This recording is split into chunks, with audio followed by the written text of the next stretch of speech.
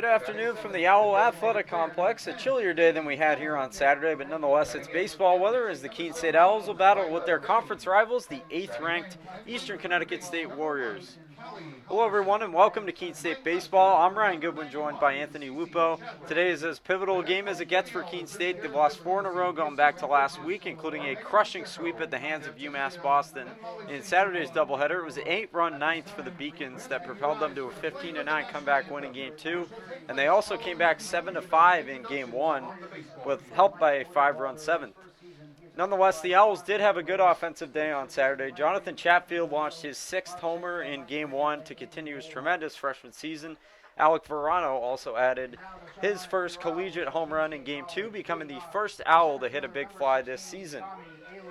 But meanwhile, Eastern Connecticut poses another big challenge for the Owls. They've been very good, 23-5 and 8-1 record in the LEC. The road to the playoffs will not get any easier today for Keene State. They swept their doubleheader on Saturday against Southern Maine and got great pitching. They won 3-2 and 2-0 in that one. They feature a highly potent offense led by Ryan Parent, a junior infielder, leading the club with 26 RBIs, 8 doubles, and 2 homers.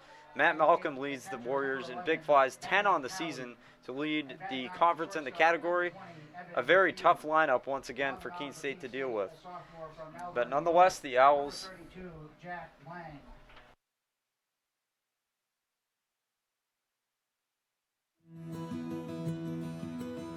I remember writing in the 2nd grade that I wanted to be a teacher, and I always knew that I was going to be a teacher. I started school a year early, and it created challenges for me because I wasn't able to pick up material as fast as the other students. Outside of school, my Jaju would quiz me on my math facts and read with me. It showed me that even though I had challenges in school, there were still people who wanted to help me. In high school, I knew I had to work harder than everyone else to get the same results, but I had teachers that would help me in subject areas outside of their own because they could relate to how I felt. The way these interactions with my Jaju and my teachers made me feel while I was learning is the inspiration for how I'd like my students to feel. I'm able to build relationships and be vulnerable with my students when they're struggling because I've been in their shoes and I know exactly how they feel. Being able to relate to them from my own experience has become a massive asset in becoming a teacher.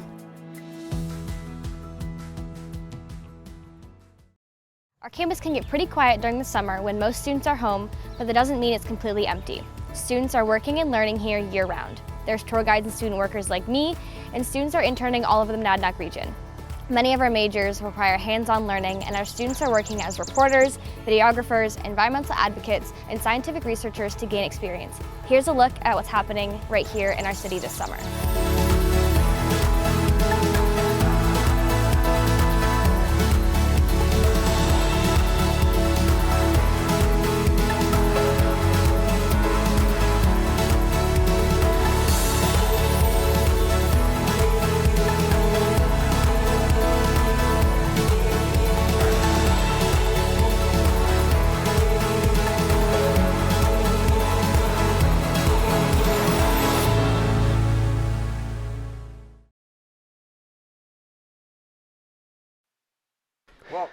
All right, we are here awaiting the first pitch of this game. Jack Lang on the mound. Jack Lang so far in this season in his 6 appearances, posting a 6.86 ERA, has allowed 10 hits, 6 earned runs, only 9 walks, 7 strikeouts. Yeah, looking to get back on track today. Obviously, the ERA up, as you mentioned, at 6.86 coming into today, and it's going to be a very tough lineup to face if he wants to do that, as Eastern Connecticut gets ready here. Jack Lang known for using majorly a kind of an off-speed like fastball. His fastball just moves across the plate, finds its way to the lower part of the zone, tries to forces some swings and misses, but he has had trouble finding his control. He's allowed mostly the first batter to find their way onto first base almost every single time, and it's very tough to get out of that situation. Yeah, he'll be greeted here by Zach Donahue to lead things off this afternoon for the Warriors as they will look to improve to 9-1. Keene State looking to get back to 500 in the LEC at 4-4. As Donahue stands in. Batting .278 on the season. 115 at-bats, 17 RBIs. First pitch from Lang. is cut on a miss for strike one, and we are underway here against Eastern Connecticut on this Tuesday afternoon. I believe this is one of their toughest opponents yet for Keene State. That'll miss a little low outside.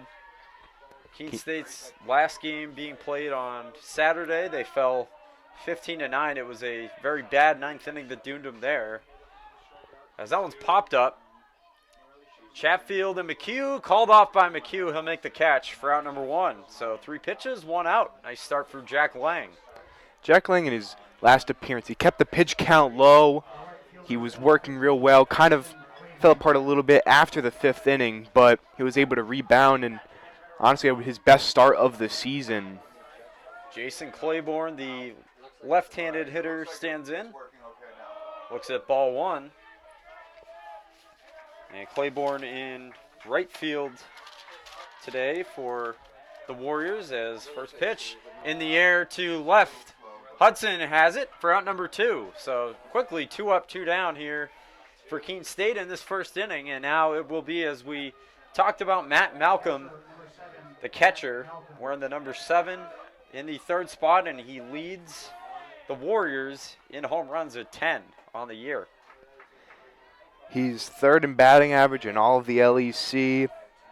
Correction, he's 6th in batting average in the LEC, 3rd in slugging percentage, 4th in on-base percentage. First pitch to Malcolm will just miss for ball 1. 5th in RBIs, like you stated, 1st in home runs, 5th in walks, and 2nd in runs scored. One of their better hitters. He pops that in the air to right. Eaton is under it. He will make the catch, and that's a very fast first inning for Jack Lang. So we head to the bottom half. Keene State coming up. 0-0 on the Owls Media Network. I believe sportsmanship is it's a mutual admiration and respect for your fellow competitors.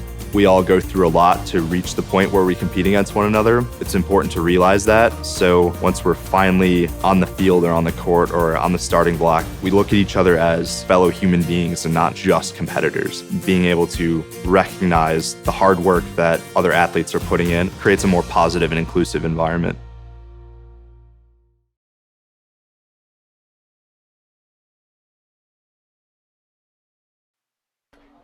All right, and we are back here in the bottom of the first inning on the mound. Nolan Lincoln had a shutout in his last appearance in that game. He only pitched 7 innings. It's because they forced a mercy rule on a 15-0 game. Yeah, big blowout win there, but Ryan is 5-1 on the year with a 3.94 ERA, so that ERA came down quite a bit, as you mentioned, Anthony, over that start. And he'll be greeted by Ehlers.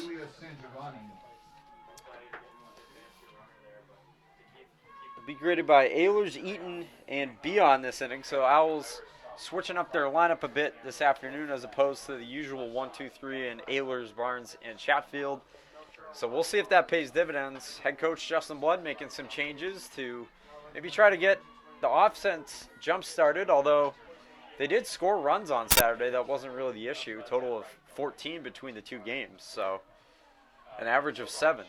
Versing a dominant team like Eastern Connecticut, definitely want to try out some things because obviously Keene State is the underdog in this scenario, so why not give it a chance? What do you have to lose? You're against one of the better teams in all of the LEC. They're first in every single category, batting, fielding, pitching, so why not? Yeah, and 8th nationally as well. They're I believe the first team that Keene has faced all season that's been nationally ranked. So not only a big conference opponent, but also a powerhouse in terms of overall Division III baseball. Of course, they've won a couple national championships.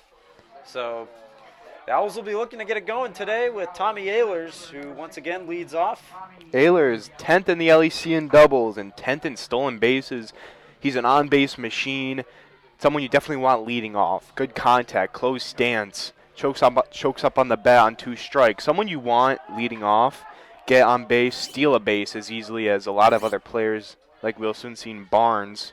He steals them like it's nothing. Ehlers fouls the first one back for strike 1. He comes in batting .318 on the year. Also does have a home run as well.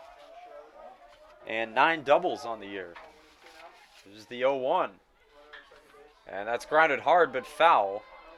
So good start for Lincoln. He's quickly ahead 0-2. Couple of hard contact swings though for Mailers. Here's the 0-2. On the ground, a short. Donahue has it, fires to first in time. 3 pitches and 1 out for Keene in the bottom of the first. Great pick there from number 54. I believe that is Parent. Parent has also been one of the better players for this Warriors team. Him and Malcolm, Matt Malcolm just batting back to back. That's so hard to verse when you're any pitcher on the mound. Yeah, we saw Malcolm as the third hitter in the at the plate in the first inning as Brendan Eaton bats out of the 2-hole today. He's usually been number 5 this year, but he has been swinging the bat pretty good lately, so he gets moved up. That one cut on foul. Quickly down 0-2 once again. Ian is like a more upper class Ehlers. They're very similar play style, both in the outfield. And he looks at strike 3, so he is down on just 3 pitches. And very quickly, Nolan Lincoln has got 2 outs. Lincoln showing his speed, including a lot of the hard hit, moving fastball that I like to call the nice sinker. Sinking fastball, one of the toughest pitches to hit already. And then he already has a sidearm release. So tough to hit. Beyond goes after the first one for strike 1. He couldn't hold up, and he comes in 253 on the year. It's been a pretty good year for him. He got off to a slow start, but he's gotten his average back up relatively fast. The 0-1 fouled away. Quickly 0-2, so Nolan Lincoln is a pitch away from getting through this first on just 9 pitches. Let's see if Beyond has something to do about that. Here's the 0-2. And that'll miss high and away for ball 1. So if you're Keene State's team, you want to get this pitcher, Ryan Lincoln, to work. You don't want to have a low pitch count late in the game. 1-2 is in the air to center. Back on it goes Lienzi at the track. Wow, what a catch. Going back shoulder for it. As we'll head to the top half of the second inning, no score here on the Owls Media Network. Responsibility is being accountable for your words and actions, first and foremost. It also is an obligation to be a positive influence in the communities around you. Being in a D3 program, you're going to have lots of different opportunities. You're not just an athlete, you're also involved in student life. Your academics are extremely important. We give a lot of our student athletes responsibilities right from the start by giving them leadership opportunities, by having them engage in the community, be a positive influence. That's being a responsible person.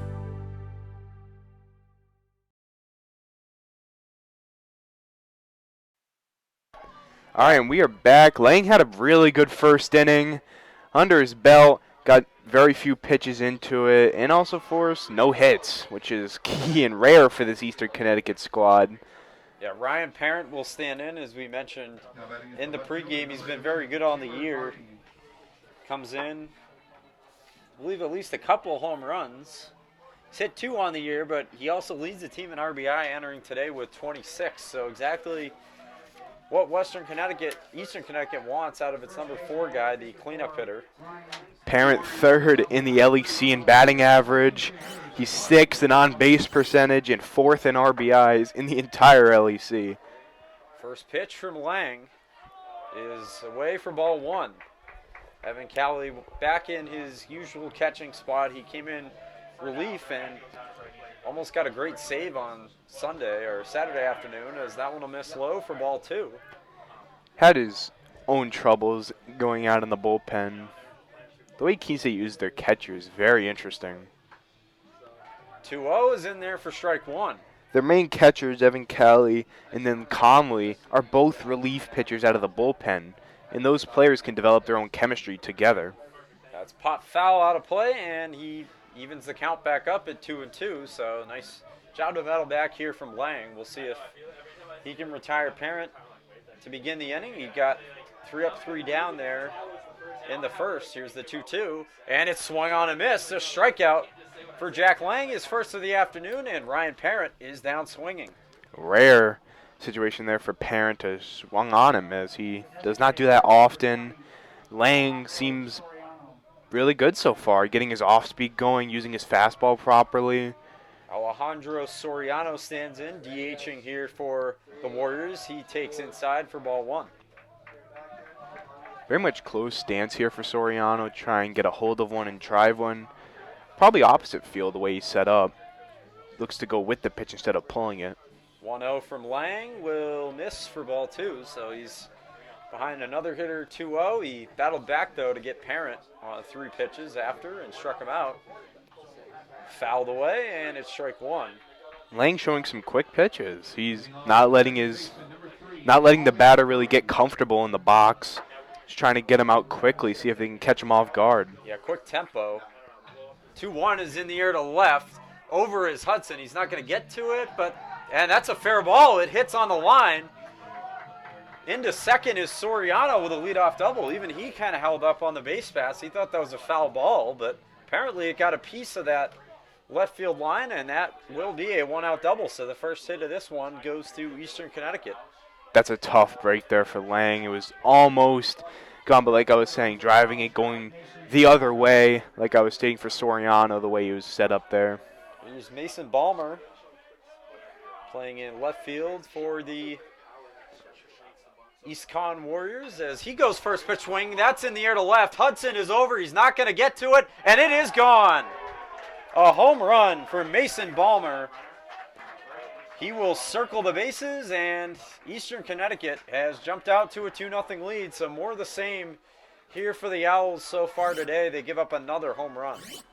Tough break there. Try to sneak a fastball inside, just got a hold of it. Yeah, he went first pitch swing, was not waiting around on that one, and he smoked it out of the yard. Balmer, not really known for his power, sent that one far into the trees, past the tree line, over near the sidewalk over there. Yeah, just Balmer's Leonzi shows second bunt, of the season. Yeah, shows bunt, goes foul, 0-1 count. Leonzi made a nice catch in center field to end the first inning as he goes swinging there. That's on the ground to Barnes coming in. He's got a tough play, but he makes it nicely for the second out.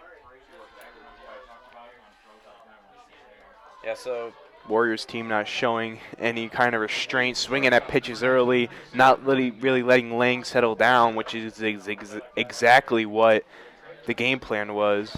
Here's Costco Luela, the third baseman for East Con this season. First pitch from Lang is popped foul and out of play. So, yeah, as you said, Anthony, they're going after that first pitch pretty early and often here. The home run for Balmer was on a first pitch. 0-1. That will miss for ball 1, and it pops off the glove of Cowley. The main thing if you're Lang right now, you just want to bounce back, feel good, deliver some better pitches. 1-1 is check swing fouled and out of play, so it's 1-2. Lang already has a strikeout this inning. He's looking for number 2 right here. Coscuelo was definitely expecting off speed. Lang showed him the fastball. Half swing there, sent that one foul. 1-2. That one bounced well in the dirt. Count runs even. So as we said, Lang struck out his first man this inning. That was Ryan Parent, but then he gave up the 2-run shot to Balmer. And that's made it 2-0 here early on. The 2-2 is a weak grounder down the first baseline, but it's going to roll foul as it's scooped up by Bion. Lang seems to a little bit have lost a bit of confidence in his off-speed pitches, kind of resulting to his fastball a whole lot more, which is not really a good sign for early in this game. You got to trust your off-speed pitches, throw him, force some swings and misses like he was doing the first inning. But obviously that home run must have thrown off his game plan a little bit. Another 2-2. Misses outside, ball 3, and the count runs full. So Lang's only thrown, I know in this at bat, 19 pitches. Just over 20 now. Here's the 3-2. That'll miss for ball 4. So drawing a walk is Costco Luela. He's on board, and that'll get the inning to Plantamuro. second baseman, Planta Morrow. Just looking to end this inning here is Jack Lang. He's already given up 2 and got the second out relatively quickly. Plantamiro batting .253 so far in this season. And he hits one in the air to center. Back on it is Ehlers, just in front of the track. He will make the catch to end the inning. So some hard hit balls there, including a 2-run shot. We will head to the bottom of the second. The Owls trailing 2-0 on the Owls Media Network.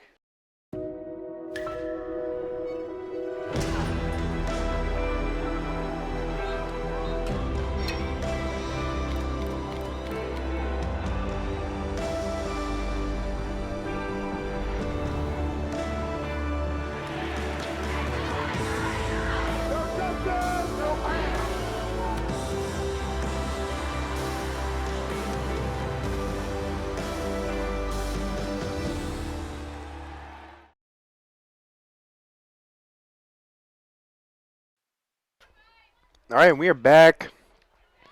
Nolan Lincoln back on the mound, of course, after his dominant first inning.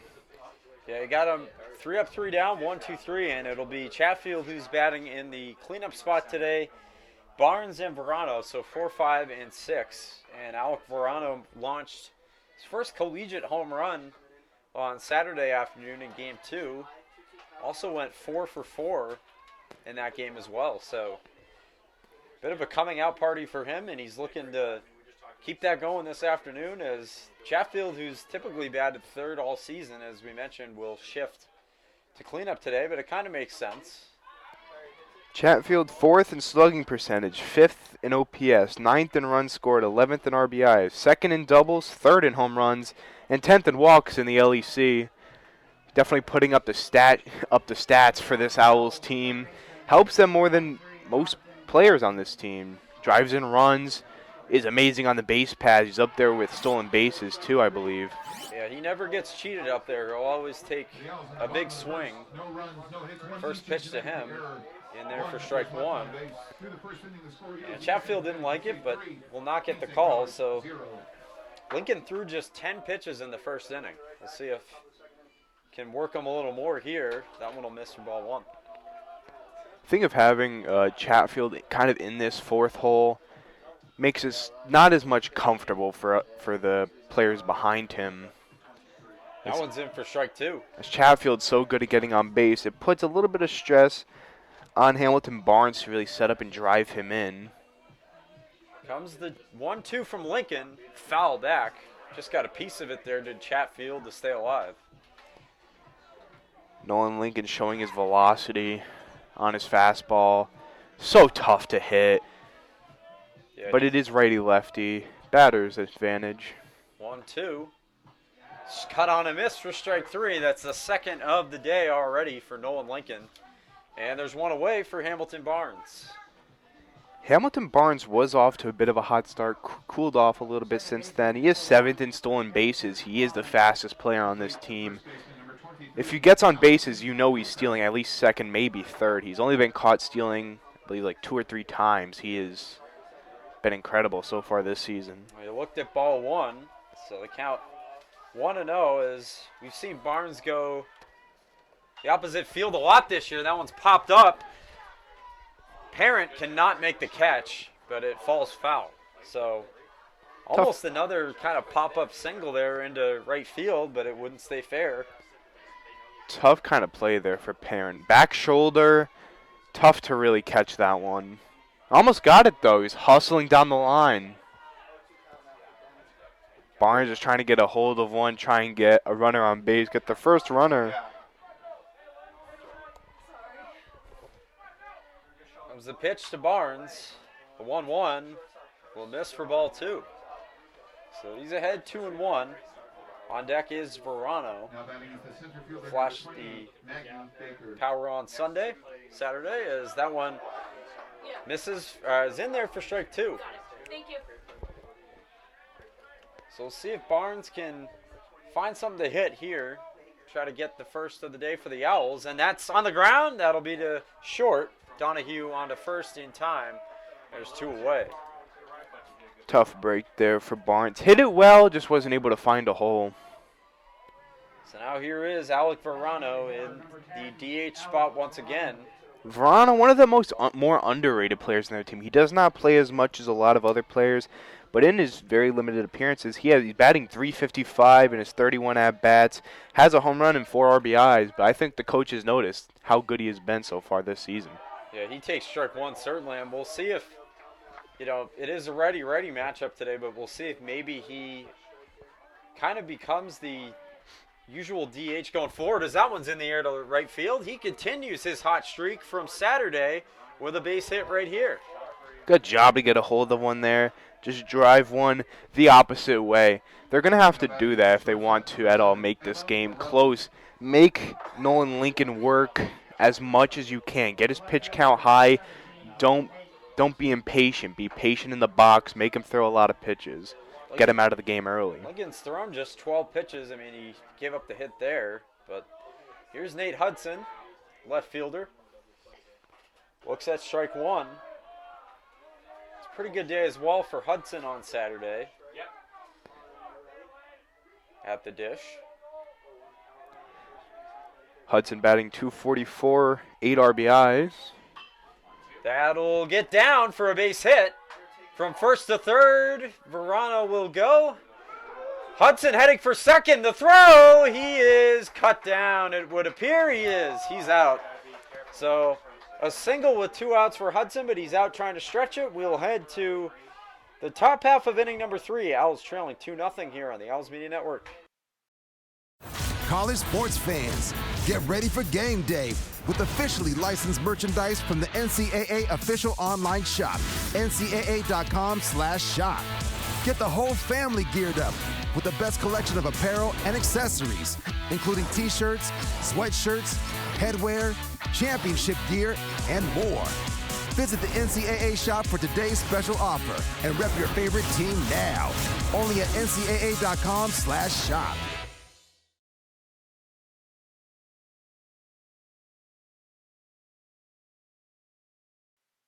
All right, we are back. Lang's still out on the mound after allowing a tough home run last inning, but he was able to bounce back a little bit after that, forcing a fly out and a ground out. Yeah, we'll see if he can have another clean inning. He had a clean first. Obviously the 2-run homer in the second, but he's going to get the top of the order, who he sat down in order the first time around, Donahue, Claiborne, and Malcolm. So we'll see if the game will continuing to kind of flying along here early. We're already in the third. It's been some quick innings despite the home run. Eastern Connecticut won 4 in a row so far. Combined scored runs of 27, and in those 4 games, allowed only 3 runs. Yeah, they have been a tough pitching staff on top of their tough lineup. When you get down against them, it's been very hard to come back. First pitch from Lang. He shows bunt, gets it down. That's fair. Cowley fires the first in time, and there's 1 pitch, 1 out. So it did indeed stay fair when Cowley scooped it up.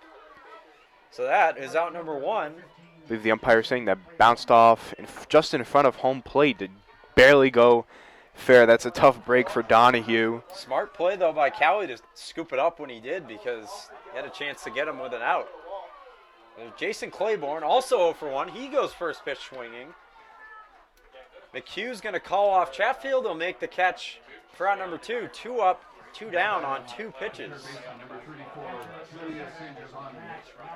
So Eastern are almost treating this like it's a getaway day for them. They're swinging pretty early here. I mean, in effect it is, because they're going back home after this one. But 2 pitches, 2 outs here.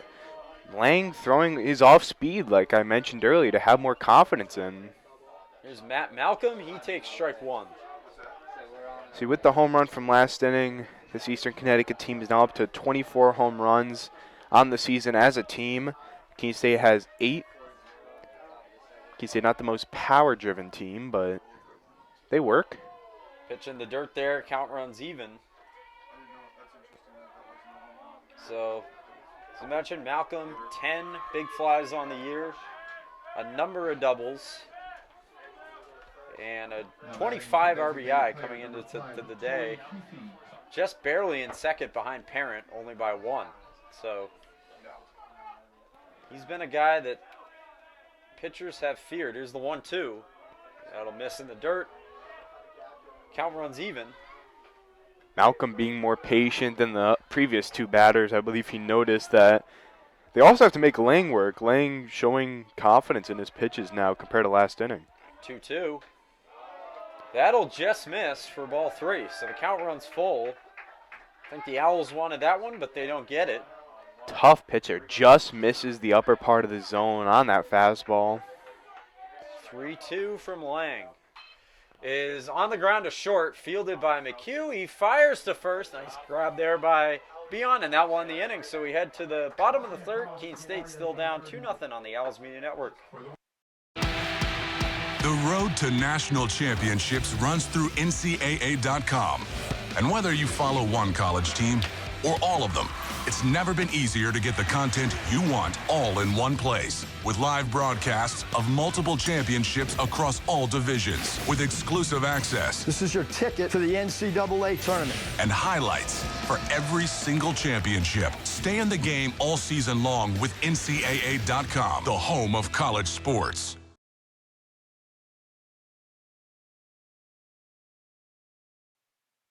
All right, and we are back. Nolan Lincoln back on the mound, of course, up to 24 pitches. Working very much so, cooking well, throwing his sidearm fastball. I don't think Keene State really can hit that fastball. It's so tough. It bounces all over the plate, which fastballs don't normally do it like that. I will say, though, Keene State ended off the inning with 2 straight hits as Hudson got cut down going into second, trying to stretch a single to a double. But they had back-to-back hits from Verano and Hudson, so back-to-back singles. So maybe looking to continue that this inning. It'll be 8, 9, and 1. Callie, McHugh, and Ehlers. The Evans do up this inning. Callie and McHugh. Callie, I find it so interesting. I mentioned this briefly earlier, but just how they use their catchers. Catchers, relief pitchers, situational. It's so good to have catchers who can do multiple things, not just outfielders like we've seen this Keene State team do over the years. First pitch in there for strike 1. Shows how much blood trust this team and how much his coaching has impacted this Owls locker room. That one's in the air to left. Coming in, though, is Balmer. He'll make the catch for the first out. So, yeah, as you were saying, I mean, even with how tough things kind of have been these last few games for Keene, they already have surpassed last season's win total by far, already by 7 wins. So, making progress, and that's what you love to see. Here's the first pitch to McHugh. He fouls it away for strike 1. McHugh, very good guy in the field. One of their better defense guys.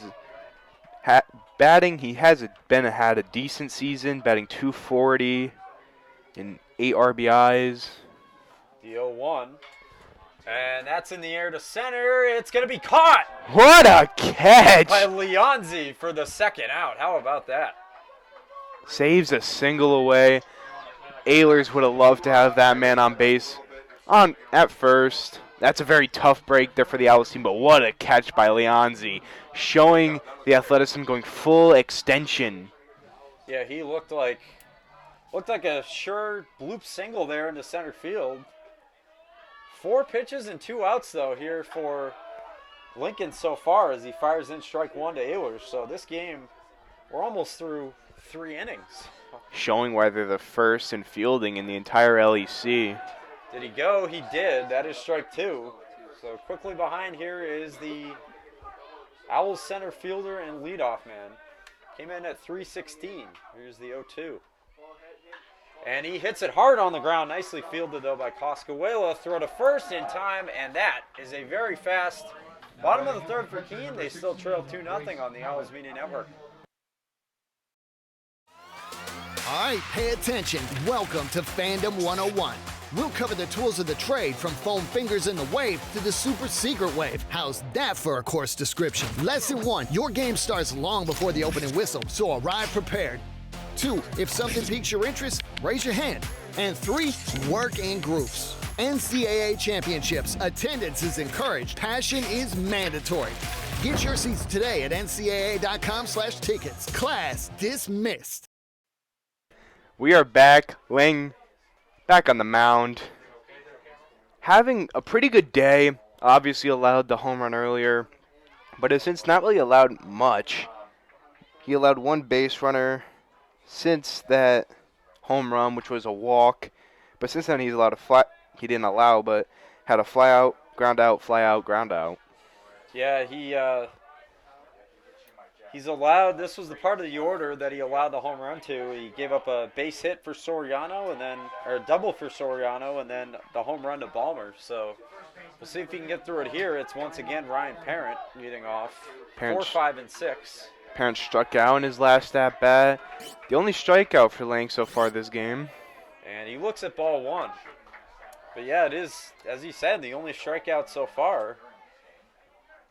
Arguably their toughest hitter, if not the second toughest, is that one fouled away for strike 1. I think with Lang right now, definitely just want to force some swings and misses. Having a lot of trouble with that. That's on the ground. That will be through for a base hit. So leadoff single for Ryan Parent in inning number 4. Now batting is the designated player, number 10. As here is, once again, the DH Soriano, who doubled his first time up in front of the home run from Balmer. So he's looking to keep that going. Jack Lang looking for a ground ball double play right here, if he can get it. You wouldn't suspect that Parent will be running, but we shall see.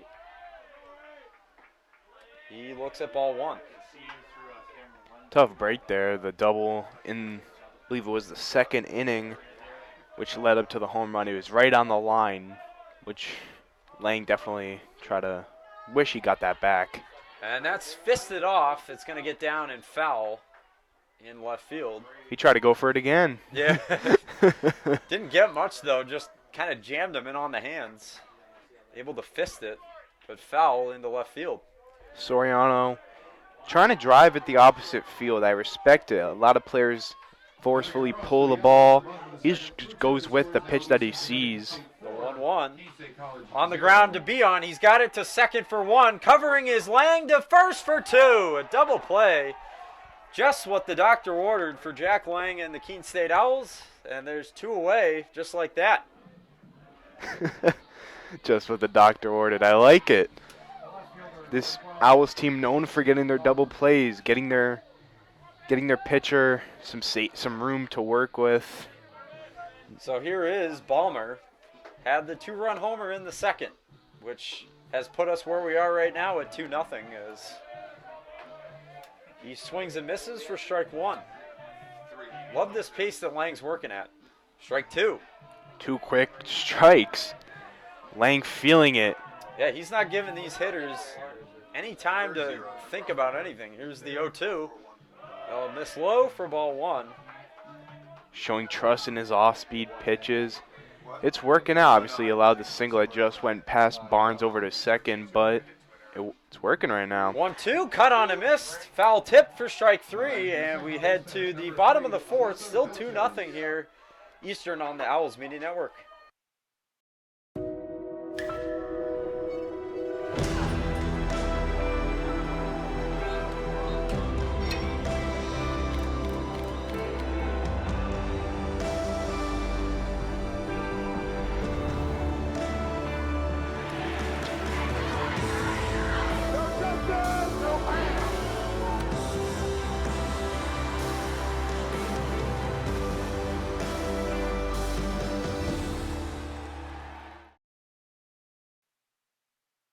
Back on here on the Owls Media Network as light mist begins to fall here. Lincoln still pitching. Lincoln still pitching real well. Tough thing. Having confidence in his defense. Obviously, we saw the good pick at third, the great catch in center field, and the first baseman showing plenty of room to work with. Yeah, it was a great catch by Leonzi, as you mentioned, for that second out of the third. In the final out, the picked ground ball by Coscuela. So it'll be Defense working. Eaton, Beyond, Chatfield, 2, 3, 4 due up for Keene. This is the prime of their order. Eaton, very much great contact hitter. Me and a other commentator, Tom, we had a bit of a conversation about who's leading the team in RBIs. I mistakenly said it was Chatfield. He said it was Eaton. He corrected me. But in that game, that was where Chatfield hit a grand slam and brought it within 1. But Eaton immediately responded with a 3 RBI single. Yeah, Eaton has been kind of, don't want to say flying under the radar because you expected good things from him this year. But as you said, I mean, he doesn't feature the flash maybe that a guy like Chatfield does, but he gets the job done. And he goes first pitch swinging and pops it up. Coming over his parent, he'll make the catch and foul ground for out number 1. So that's 1 pitch, 1 out. And we were talking about over the break, Anthony, that we're almost in the 5th inning already. It's flying by. Both pitchers working right now. Very much confidence. That's what the defense will do, forcing off-speed pitches and then getting ground balls over to shortstop second, and then including that pop fly over to first. Here's Beyond. Yeah, and the first pitch of this game was at just about 3 o'clock. It's only like 3:35 right now, so we're just over a half hour in, and we're almost in the 5th inning. Beyond looks at strike 1. This almost feels like the new Major League Baseball rules with the pitch clock. Yeah. With how fast this pace is. Here's the 1-1. And that's on the ground, a second. Planturno has it, fires to first in time. Plantamuro for the second out. But as we were talking about how Eaton beat Chatfield for RBIs that game, Chatfield immediately got the RBIs back. He now leads the team in RBIs. So, Tom, if you're listening, I now am winning. Yeah. And here's Chatfield, as you said. He comes in, he's 0 for 1, struck out in that first inning. Didn't have a very good look at Lincoln, and he takes strike 1 again. So Chatfield chased the ball in the outside corner. Great off-speed pitch from Nolan. That one will just miss for ball 1, as the Owls, only thing they've remotely had going was they had back-to-back singles from Verano and Hudson in the second, but Hudson was out to end the inning as Chatfield goes fishing and comes up empty for strike 2. Chatfield really swinging at those outside corner off-speed pitches. It's tough to hit, but you can't be chasing after it. You got to close your stance, make sure you're ready for any oncoming pitch. 1-2 on the ground again to Plantamuro. He fires to first in time, and that is a very quick bottom of the 4th, something we've seen a lot so far. Headed to the 5th, still 2-0 on the Owls Media Network. Our campus can get pretty quiet during the summer when most students are home, but that doesn't mean it's completely empty. Students are working and learning here year-round. There's tour guides and student workers like me, and students are interning all over the Monadnock region. Many of our majors require hands-on learning, and our students are working as reporters, videographers, environmental advocates, and scientific researchers to gain experience. Here's a look at what's happening right here in our city this summer.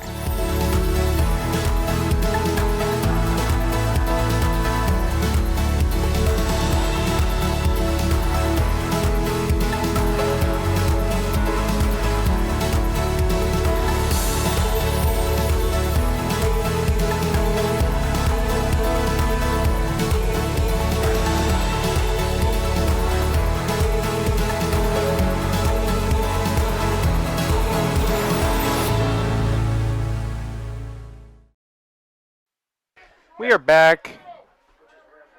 What a game this has been so far. Yeah, we're already in the top half of inning number 5. It'll be Leonzi, Coscuelo, and Plantamuro here. So 7, 8, 9 due up for the Warriors. First pitch swinging. That's into right field, a base hit. So Leonzi, who made that terrific catch in center field in the 3rd inning, is on with a base hit. Lang has pitched real well. Of course, we proceed to mention the hits that he allowed, including the home run. But since then, he's been unhittable. But he hasn't really forced a strikeout aside from Bomber in the previous inning. So here's Coscuelo, the 3rd baseman. He's drawn a walk in his first at bat. First pitch from Lang in for strike one. So Lang once again working with a leadoff base runner. Got the double play last inning. We'll see if he can strand him once again, get a double play ball even again here. Be back-to-back innings. Pascuelo looks at ball one. That one just missing the outside corner. Good off-speed pitch there from Lang. Just trying to make it work, try some different things. Yeah, try to get that weak contact, get a double play ball again. Lang waiting for the call. 1-1 from Lang is lined. Fair ball into right field. Foul ball. It appeared fair from here, but they call it foul. That one just missing. Just missing, yeah. East Com was celebrating as if it was. Yeah, they one that went to the certainly gate out there and right. They certainly thought it was fair, but nonetheless, that is strike two on Pascuelo. Approaching 2 strikes, want to close your stance. Try and get as much contact you can on this up-and-coming pitch. I think Lang's not going to abandon his fastball here. It's been working so far this inning. So here's a 1-2. Runner goes on the ground, foul down the first base side. So they sent Leonzi there, and tried to get the bat going as well. A little hit and run action, but it doesn't work, at least for that pitch. So it'll be another 1-2 coming up. Leonzi having that catch earlier. Impressed us all. Yeah, back shoulder. No, it was diving, actually. Another 1-2.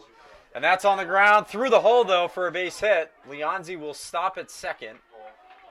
And it's now first and second with nobody out still for Nick Plantamuro. And we'll see if second baseman, number 4, Noah Plantamuro. We'll see if Lang can get through it here. Tough situation here. None outs, 2 back-to-back singles. Really the biggest chance for significant damage that Eastern's had all day. They had the 2-run shot in the second. That's all they've done thus far for offense is Vion creeps in a bit from first. First pitch off the plate for ball one. Eaton just trying to prevent the bunt attempt. Although Plantamuro did not show it on that first pitch. Here's the 1-0. And he does get it down, but foul that time, the third base side. I knew they were coming for the bunt. Chatfield was able to run over quickly, but clearly it just went just foul. You wouldn't be surprised if he tries it at least one more time. Owls getting Patrick McKeegan going in their bullpen. Lang has worked 4 so far and has allowed 2. 1-1 will miss off the plate, and it's 2-1. Good off-speed pitch. Is just trying him to reach for the bunt. Got to throw strikes here if you're Lang. Gather some dirt. Getting his hands nice and comfortable with the barrel of the bat. 2-1. Gets the bunt down this time. Beons only plays the first. He'll get it for out number 1, but the runners advance to second and third with just 1 out still. So successful sacrifice there for Plantamuro. He does the job, and now another RBI spot. Big one here for Eastern Connecticut. Donahue had a ground out in his last at-bat. 0 for 2 on the day. Yeah, top of the order in Donahue. Infield in for Keene. A miss for ball 1. This is the worst situation if you're Lang right now. Do up Donahue, Claiborne, and Malcolm. Yeah, top 3 in the order. So tough. A 1-0. Outside ball 2. You're just looking for a ground ball that gets right at somebody with the infield playing in. Likely would not score a run. So either that, obviously a strikeout, or some kind of pop out. Lang wants to keep this ball out of the lower part of the zone. Try and keep it high, force a ground ball. 2-0. That'll miss ball 3, and he's a pitch away from loading the bases for Claiborne, who's on deck. And with 1 out here, I guess it will open up a situation for a double play if he ends up walking him, which is Keene State defense is very good at forcing. 3-0. Popped up. Cowley looking for it. He's over, but he won't have a play. And that will be strike one on the foul ball. Lang trying some new things. The ball had a lot of curve to it. I have not seen his curve as much. Definitely showing more fastball and changeup. Would that have been a pick-me-up if he got him there? But here's the 3-1. In for strike two. Donahue wanted first base. He thought he had ball 4, but he doesn't get it. That one just snuck full in the outside corner. Big 3-2 from Lang. Swung on and missed, and he got a piece of it, though, foul. So luckily for Keene, that's not a pass ball. Keene State has been struggling with the pass balls. It has allowed a lot of runs to score. Another 3-2. Coach Blood mentioned that in an interview about it. Coming from Lang. And that's in the air to center. The gap. That ball's going to get down. That's going to be an RBI double for Donahue as rounding third and heading home is Coscalahuela. That's a 2-run double for Donahue, and Eastern Connecticut doubles their lead to make it 4-0 here in the 5th. Tough there for Lang. You wonder how much he has left in the tank. Yeah, head coach Justin Blood for Keene State in his second season will come and make the pitching change right now. So we'll be back in just a moment here on the Owls Media Network.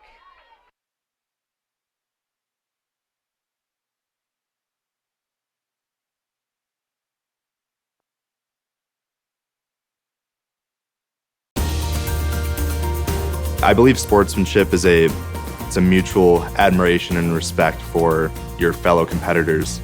We all go through a lot to reach the point where we compete against one another. It's important to realize that. So once we're finally on the field or on the court or on the starting block, we look at each other as fellow human beings and not just competitors. Being able to recognize the hard work that other athletes are putting in creates a more positive and inclusive environment. All right, and we are back. Relief pitcher Patrick McKeegan coming onto the mound. 3.95 VRA in his 7 appearances. Has allowed 6 earned runs, 5 walks, 14 hits. Yeah, McKeegan's been, as he said, very good and out of the pen. Impressed his coach the other day as well on Sunday. He did, Saturday, I keep saying Sunday, but did good work out of the pen there as well. Didn't allow any earned runs for Keene. And we'll look to keep that up as he enters man on second, 1 out. He mainly throws his fastball. A little bit of a mix with his off speed, but is very reliant on his fastball. Not much speed on it, but I think he's really good at just finding the corners. He's a lot of control in his pitches. Yeah, he's done very good work this year. As mentioned with Keene, as he'll inherit the runner at second. That's Donahue after his 2-run double to clear off the bases at second and third.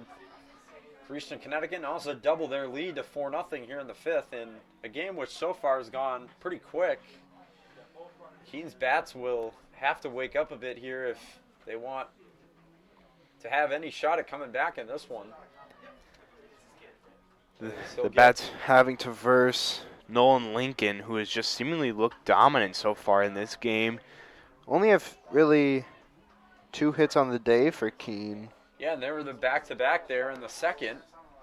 And it obviously ended with Hudson getting thrown out at second base to end the inning, trying to stretch a 2-out single into a double. So it'll be Claiborne now. Jason Claiborne, he's 0 for 2. No hits in 2 at-bats so far against Jack Lang, but now facing McKeegan. 5 guys in this Eastern Connecticut lineup are batting over 300. Seemingly most of them hit in a row. 2 of them not playing today. Clearly they're still dominant. First pitch from McKeegan will miss for ball 1. Owls trying to get their 4th conference win of the day today. Eastern just looking for number 9 to go to 9-1. And that one's lined. That's a fair ball. Foul ball. Again, it looked fair. down that left field side. That looked oddly similar to when we saw earlier. That was Alejandro Soriano who really just hit the line. It looked almost identical. And I don't think Eastern's very happy about it. And to be quite honest, they have a great case. That looked like a fair ball It down did that look left like a field fair line. ball. It just bounced before it hit, and even if it hit the chalk, that's still a fair ball. So, nonetheless, it's 1-1. Good break there for McKeegan. Would have at least allowed one. That'll miss away for ball 2. So, runs to 2-1 on Jason Claiborne.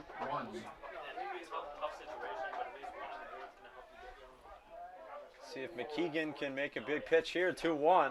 This is low and in.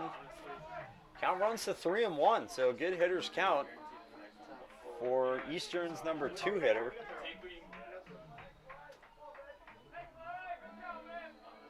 The 3-1. He'll miss for ball 4, so McKeegan comes in and he walks the first man he faces. And that'll get it to the guy you don't want to face, Matt Malcolm. Matt He's Malcolm. been quiet so far, but Owls do not want to hear that. That is so tough to walk Claiborne. Had a pretty good opportunity there to get him out. Clearly did not. Lucked out not getting the double call earlier. That one will get away from Cali. Runners are going to move up to second and third. And now you just will bring the infield in again, will Keene State, as you'll have once again another prime opportunity to extend the lead for Eastern. That just tore apart the double play opportunity that this Owls defense is known for. 1-0 will be coming here to Malcolm from McKeegan. And that's in the air to right. Eaton going back on it. Just in front of the track, he'll make the catch, but that will easily score a run. As tagging is Donahue, he's in, and it's 5-0. Also down to third goes Claiborne. So run scores, make it 5-0, and runner also moving down to third with 2 outs. So here's Parent, 1 for 2. Tough inning here for Keene State. Just trying to get out of it without causing too much damage, but the batter you have on the plate, Parent, has just been incredible this season. Yeah, he looked at ball 1 there, and 3 runs already for Eastern, looking for more with 2 out. Just as we were saying, this game is going by fast. Yeah. Claiborne down at third. McKeegan has allowed 1 inherited runner to score, so we'll charge that to Lang. That'll put him at 5 on the day. That'll miss away for ball 3, so McKeegan not throwing a lot of strikes since coming in. McKeegan just trying to find his pitches, trying to mix some off speed, not throwing his fastball as much, which is interesting for McKeegan, who's mostly relying on it. Big 3-0 here. That's on the ground. To be on it first, it skips and gets past him, but it's foul. Parent singled in his previous at-bat, which was interrupted by a double play. I gotta be honest, I think that ball looked pretty close to being fair as well. Apparently, it did just skip foul, but I've seen a few questionable foul calls today. Keene State getting lucky. Yeah, here's the 3-1, and that's popped up. Coming over Hudson and Ehlers, it's going to be Hudson in left field who will make the catch to end the inning. So 3 runs come across for Eastern Connecticut. We go to the bottom of the 5th. Owls down 5-0 on the Owls Media Network. Comprehensive learning is being able to adapt to experiences and apply the things that I learned. Being an athlete and juggling academics helped me grow as a person, and things that I've learned, I was able to apply it in another field, putting them into everyday life. Developing comprehensive learning helped me prioritize certain things to make sure I get to where I want to be.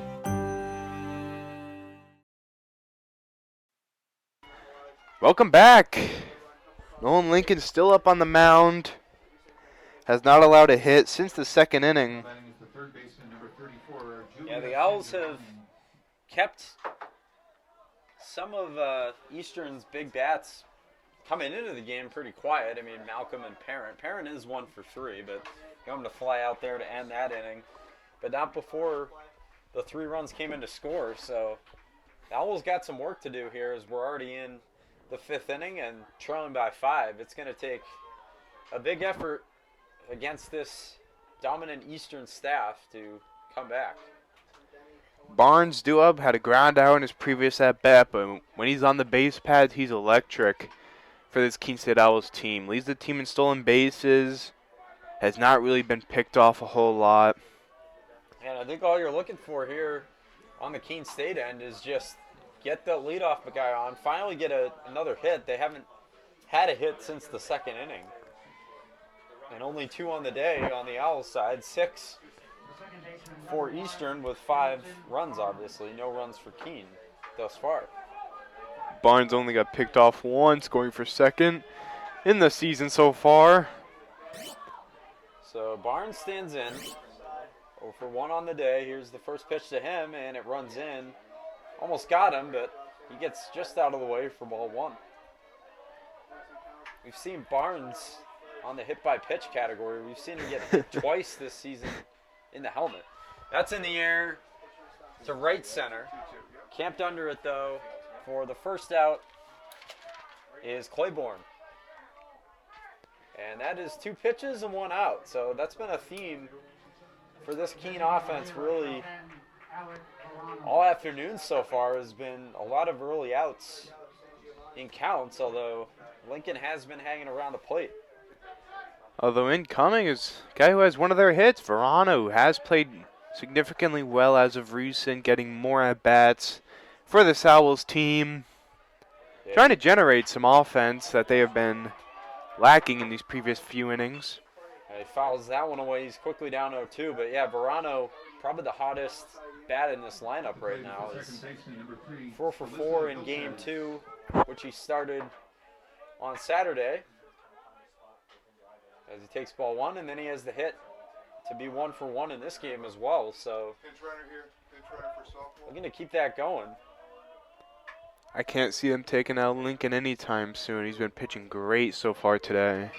That's looped in the air to left. That will be caught, though, on the run by Balmer for out number 2. Looked like it had a chance at first, but nice effort by Eastern's left fielder, Balmer, to make the catch for the 2nd out. Good hustle there from Balmer, able to track that pitch down in left field. Just able to really get a hold of it, make a good play. Yeah, you're thinking Verano had another base hit, and I'm like, you know, when you're red hot, sometimes you get those bloop hits, but just couldn't there. And here's Hudson, who's also 1 for 1, but he was thrown out in the 2nd, as we've talked about, trying to stretch a 2-out single into a double. So good changeup low. Here's the 1-0. And that's lined down the left field side. That's a foul ball, though. And that time it did actually look foul, so. Almost getting it right. Yeah. For Eastern Connecticut, in the top of the 4th, 1 run, 3 hits, no Keene State errors, 2 left on base. Yeah, Hudson will stand back in. Hudson, another one responsible for one of their other hits. Their 2 hits on the day. Obviously got caught up on a throw to second, trying to stretch it. Yeah, but he's trying to replicate that right about now. 1-1. On the ground to third. Cosco-Luela bobbles it a bit, but he gathers in time to first. Good play there to get that one. We'll end the bottom of the 5th, so we head to the 6th. Still 5-0 on the Owls Media Network. I pledge. I am an NCAA student athlete. And I pledge to be a champion of unity on my team, on my campus, and in my community. I pledge to embrace differences and strive for inclusion and collaboration. I pledge to stand against racism, hate, and discrimination. I pledge to strive for love, care, and forgiveness. I pledge to stand against silence, deceit, and obscurity. I pledge to strive for dialogue, truth, and understanding. I pledge to stand against fear and doubt. I pledge to strive for trust and belief in one another. I pledge to stand against complacency and stagnancy. I pledge to strive for change and growth. I commit to supporting my fellow student athletes in all circumstances that impact them. I commit to both choosing unity personally and encouraging it for all. I pledge these things because we are stronger together. United as one.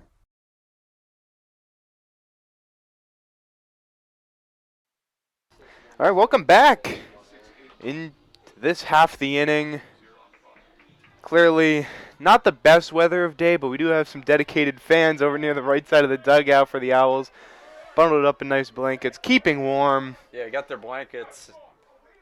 And how fast the weather, can shift. I mean, it's about 50 degrees today, but still not on the warmer side after what we had at the end of last week. So I got to be honest, I get kind of spoiled with that nice 80-degree weather, and then you just kind of want it to stick around. But today more typical mid-April weather, and Patrick McKeegan back out. Here's the first pitch to the DH Soriano, and it's well in the dirt for ball one. Has been going back and forth between raining and not raining, clearly having a disadvantage for every player on the field. Pitcher not really getting the best grip on his pitches, batter slipping, runner slipping. 1-0, a miss for ball two. So McKeegan just looking to get back over the plate a bit more this inning. He came in throwing 12 pitches. It's like just a few of those have been for strikes. So the 2-0. Now it's off the plate, ball three. He's having some issues, it seems, early with his command. Now batting is the right fielder, number 9, Amanda Ciritani. And that one will miss for ball four. A 4-pitch walk to Soriano to lead things off here in the top of the 6th. McKeegan having some control issues on the mound. Definitely can't have Eastern Connecticut use that to their advantage and get more runs. Keep this score low, currently 5-0. Yeah, here's Balmer. Launched that home run, 2-run blast in the second. And as he said, having issues with his control, more so than in his command. Obviously, command more on locating the pitches. Here's the 1-0. And that one will miss for ball two. So he's fired 6 balls to open up the top of the 6th. Coach calls time. He's heading up to the mound. Yeah, good time to call a meeting, certainly, just to get his stuff back on track. Don't think to go into the bullpen yet. Now, they don't have anybody. Looks like they're trying to get maybe somebody starting to loosen up, stretching out, but hasn't started firing yet, and now he does. Coach Blood trying to give his pitcher a break.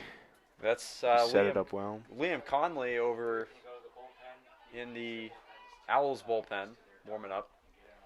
Coach Blood probably just giving some game plan, how to approach this next hitter, who of course hit the home run earlier in Balmer. But he did strike out in his last at bat. It was one of the better pitches from Lang earlier. It was this great off-speed pitch on the outside corner, which caused a swing and miss. Owls also have another righty going. That's the freshman Kyle Pilardi. As we're back to the pitching matchup, so down 2-0 is McKeegan. Just looking to battle back. Runner on first, nobody out. Runner goes. Throw from Cowley's going to be not in time. Stolen base for Soriano. And he's into scoring position. The count runs to 3-0 as well with nobody out. Got a good jump. One of the better jumps you'll see. Pitcher definitely did not see him running. 3-0 from McKeegan. In there finally for strike one. So after 7 straight balls, he finally finds the plate. And just looking to keep that up. 3-1. That'll miss for ball 4. So he can't find it for very long. And now it's first and second. Nobody out for Leonzi. Leonzi had a single in his previous at-bat, which set off their run there where they scored. I believe it was 2 runs. Yeah, and he's had a good day with the hit. A nice catch in center field as well, the first pitch. is in the air to center, but that's going to hang up right for Ehlers. Tagging. Nope, Soriano thought about it, but he's back to second. So that's one out. On one pitch there, much needed for McKeegan. It did get hit pretty good, but right at Ehlers. And now it's to Cosco-Luelo.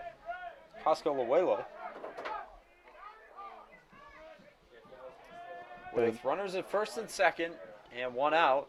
5-0 already, Eastern Connecticut here in the top of the sixth. Batting .232 on the season with 13 RBIs.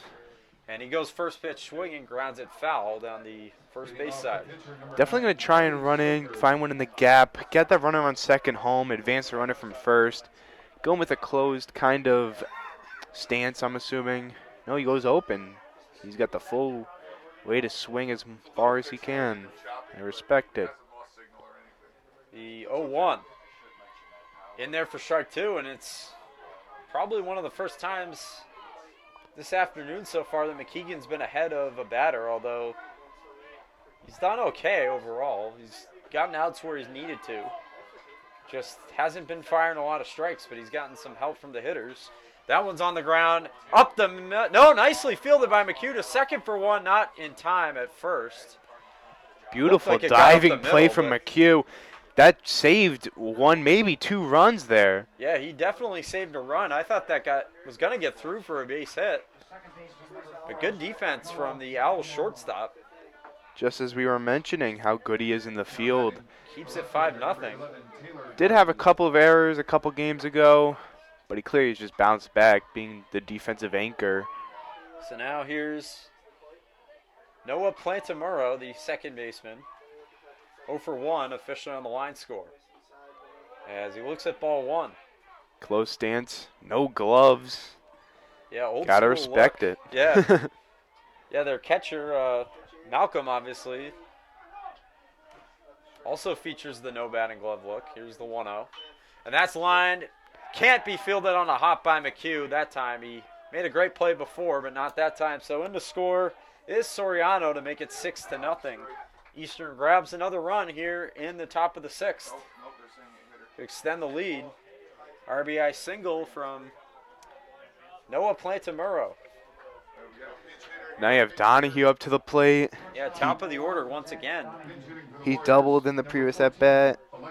Drove in at least two, I think. Already getting their fourth time through the order.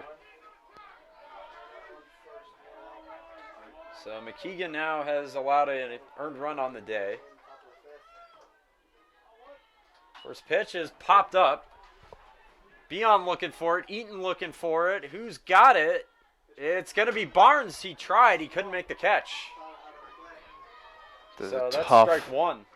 Tough play there. Barnes was running full speed from deep. He was playing really deep in the second base area. I thought it was going to be Beon or Eaton.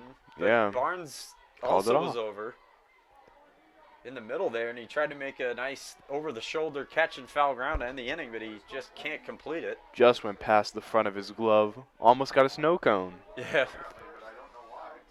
You would have taken that if you're Keene. Nice foul pop-up on one pitch. So now you got to run on first and second.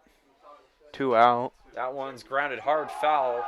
Good move by the first base coach when nutmegged him. Yeah. Right through his legs.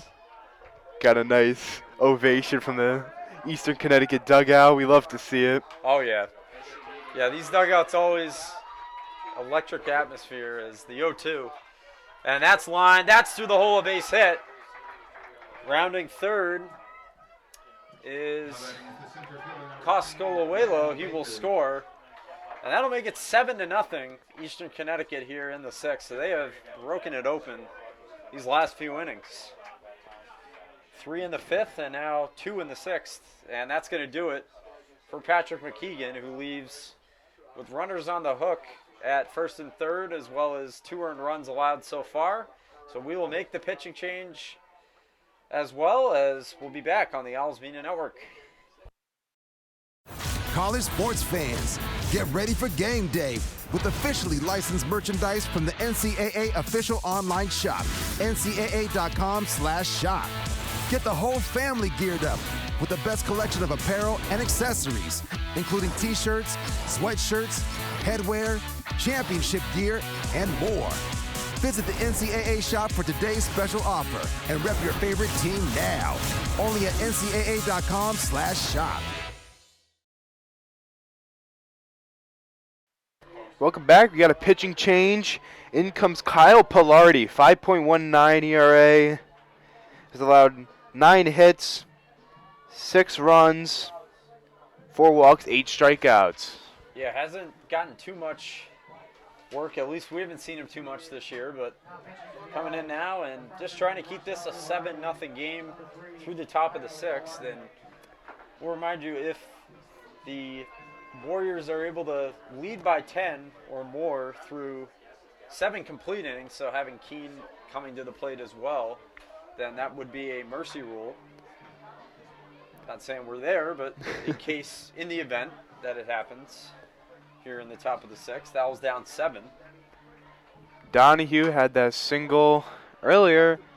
We had the double earlier, single right now, which is his 3rd RBI in the game. Yeah, He has Pilardi will played be amazing. greeted by Claiborne. He'll inherit runners at the corners from McKeegan. Who Claiborne, allowed, one of the 300 hitters for this Eastern Connecticut Warriors team. McKeegan allowed 2 earned so far, but as mentioned, he's still on the hook for the runners on the corners if they come around and score. So line score for him has not been closed yet. Tough 2 innings here for the pitching staff of Keene. Have allowed 5 runs. Yeah, it was, the Owls have struggled really all day on offense, but it was still only 2-0 through 4 innings entering the 5th, so they were still very much in it. The offense missing opportunities, but also the great pitching from Nolan Lincoln. Tough to hit. Yeah, Lincoln's had a great day on the mound as expected for Eastern Connecticut. So here's Claiborne. First and third, 2 out. Already 2 runs in this inning for Eastern. They now lead it 7-0. As Pilardi will get ready to deal his first pitch. On the run is Donahue, but that one fouled away for strike 1, so will not be a stolen base. Pilardi having a very long release on his pitches, trying to get as much velocity on his pitches as possible. Goes for his fastball more than any other pitch. He's also a great arm out of the bullpen. He's consistent. Donahue started and stopped, but he won't go that time, and that's ball 1. He originally had a tough few relief opportunities, but he has since bounced back and has played pretty well. Another RBI spot for Claiborne. He's 0 for 2 with a walk in 3 at-bats. A 1-1 in there for strike 2. So Pilardi just looking to get this out here, get to the bottom half of the 6th, still at 7-0. Albeit a very, very tall task for Keene's offense. And as we enter the late innings, here's the 1-2. Chop foul, softly hit. And we'll do it again. Keene State desperately just trying to get out of this. It's been at 2 outs for a while. Just try to work here. Malcolm is on deck if Claiborne reaches. He's also hitless, but with an RBI on a sac fly. That one will miss in the dirt. Count runs even at 2-2. Try to show his off speed. Let it go a bit late. Found its way into the dirt. Donahue trying to keep Pilardi busy as well, getting that lead off of first. So here's a 2-2. It's on the ground, through the hole for a base hit. In to score is Plantamuro, and that will make it 8-0. So that'll be another run charge to McKeegan. That's number 3. And it'll be Matt Malcolm once again with an 8-0 lead, just looking to keep the inning going for Eastern Connecticut, who have already plated 3 once again this inning. Matt Malcolm is 0 for 2 on the day. He did have a sacrifice fly, which drove in the 3rd run from last inning. Pitch here from Pilardi. And it looks like he checked his swing.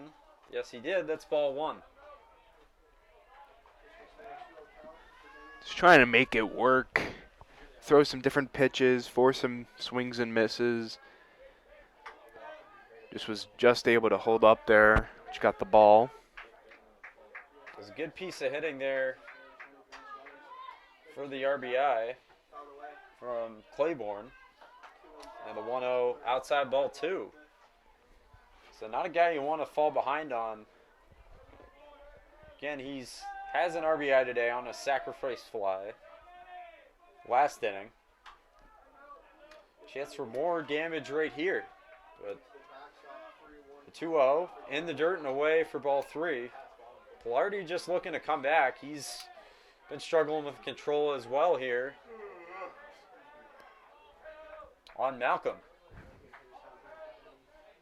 That's been a theme this afternoon for Owls relievers. The 3-0.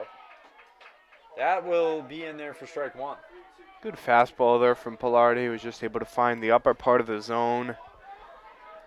It's a very tough situation for the Owls here, being down 8-0. They can battle back. The 3-1 hit hard but foul down the third base side, and the count has run full. So we'll see if Pilardi can get him here to get out of the inning. Donahue at second, Claiborne at first. They do have speed on the base pads here. The full count, they both go, and it's away for ball 4. So that will load the bases for Ryan Parent, so it doesn't get any easier right here. Still 2 outs. See, I was just looking for that final out. It's been kind of elusive in a lot of the big innings this year, has just been getting that final batter. Parent flew out in his last at-bat. That one was just to the warning track. Almost got another home run for this Eastern Connecticut team. That's strike 1. As you said, he didn't miss it by too much of a home run. Comes the 0-1. That'll miss for ball 1. So maybe something to talk about later when we have head coach Justin Blood on for the Owls will be getting that final out in some of these innings, as it's been hard to come by. That'll miss for 2-1. Ball 2. It has been such a downfall for this Owls team. Just trying to get that final out has been so tough in back-to-back innings. Liam Conley still warming in the pen. That's in the air to right, but it's going to be right at Eaton for the final out. So 3 more come across for Eastern Connecticut. We head to the bottom half of the 6th. East Con ahead, 8-0 on the Owls Media Network. College sports fans, get ready for game day with officially licensed merchandise from the NCAA official online shop, ncaa.com/shop.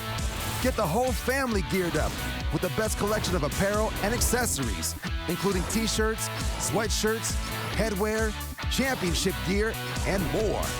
Visit the NCAA shop for today's special offer and rep your favorite team now. Only at ncaa.com/shop.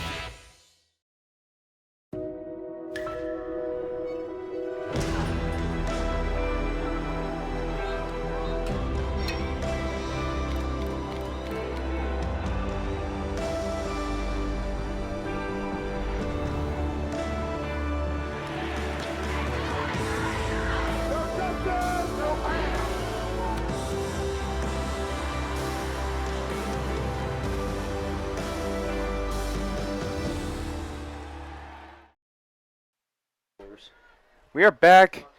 Relief pitcher out on the mound. It'll be Nathan Farino. 4.5 ERA in his 7 appearances. 23 hits allowed, 10 runs, 3 walks, 21 strikeouts. Definitely forces a lot of swings and misses.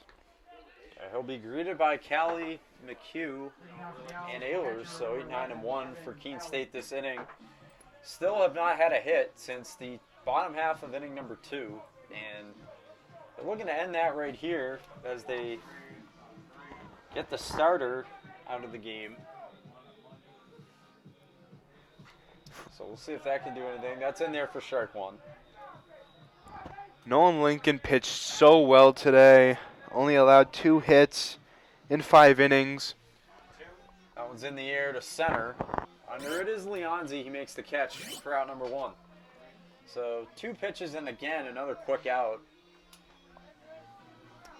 And it'll be Evan McHugh now, who's 0 for 1. Just not a lot of good at-bats here, seemingly, today from the Owls. I mean, they have seen a lot of strikes, and this is obviously a very good rotation, but you just want to see him maybe work a little deeper. Now batting the right fielder, number 15, Sarah Remillard. That one's on the ground. To second, nice What play a there by play! Burrow. Even better play! Yeah, great scoop Wow. as well by Parent at first, and that is out number 2 on 4 pitches. What a play there. Was able to make a Jeter-like throw over to first. Yeah, Ehlers is up. He's 0 for 2. Parent was able to go full extension to pick that one. It was something else. Pitch from Farino in there for strike 1. And he's just the 5th pitch of the inning. Couple 2-pitch outs. Great play at second by Plantamuro, as well as Parent at first with the scoop. Farino has this devastating sidearm release. So much speed on his fastball, even more movement on his off speed. That'll miss for ball 2. Ehlers ground out and back-to-back at-bats. 2-1 is popped up. Running over is Malcolm, but he has no play. That's out of play. Foul. So the count even now at 2-2. Liam Conley still working out in that Owls pen. He's gotten his workout in today out there. As the sun tries to creep through the late afternoon clouds here. It's the 2-2. And that's going to be lined by the dive of the shortstop Donahue for a base hit. So the Owls finally have recorded a knock. First time since the bottom of the second, and it's one for Ehlers right here. Right fielder, number 25. But a player is equally as good with runners on base. Brendan Eaton heading up to the plate. Has played so well, getting on base, getting players on base, but today he flew out and struck out. 0 for 2 out of the 2-hole today. And he goes first pitch swinging, bounce to the second baseman again, Plantamuro. What a first. play. Another great Able play. to hustle through, grab that ground ball, good throw over to first, Good and the game inning. for Noah Plantamuro as we head to the top of the 7th, 8-0 on the Owls Media Network. All right, pay attention. Welcome to Fandom 101. We'll cover the tools of the trade from foam fingers in the wave to the super secret wave. How's that for a course description? Lesson 1, your game starts long before the opening whistle, so arrive prepared. 2, if something piques your interest, raise your hand. And 3, work in groups. NCAA championships, attendance is encouraged, passion is mandatory. Get your seats today at ncaa.com/tickets. Class dismissed. We are back. Kyle Pilardi back out on the mound. He was able to work out of a tough situation last half inning. They allowed a couple inherited, allowed one inherited runner. None of them earned, though, as obviously that run charged to Patrick McKeegan, who also was in relief earlier. And it'll be Soriano, Balmer, and Leonzi due up for Eastern Connecticut. And if the Warriors are able to mount at least 2 runs this inning, and then the Owls come back, the bottom half are unable to score, that would end the game on a mercy rule. So Keene trying to avoid that. Pilardi would definitely not want to see that. That would be a tough break for this Owls team. They've been riding high in a lot of home field momentum. This game has seemingly brought a stop to that. But it's not over yet. Yeah, it's That one misses for ball one. It's just been a tough stretch these last bunch of games. It really began with that road loss to Castleton just a week ago today. And that one's in the air, but well fouled on the right field side. That was Big crushed swing. by Soriano, but it is foul. Big swing from Soriano. Was able to basically get a hold of it, but it just rode inside to go foul. The 1-1 from Pilardi. That's lined, a base hit into right field. Lamont, a hop by Eaton. So it's a leadoff single for Soriano. And 2 for now 3 on the day. He had a walk. Soriano, at least. That was his second hit of the day. Now we got Balmer, who walked in his previous at bat. He was responsible for a homer back in the second inning. Yeah, made it 2-0 Eastern at the time. It was 2-0 until the fifth, and then they got 3 in the fifth. They've got 3 in the sixth.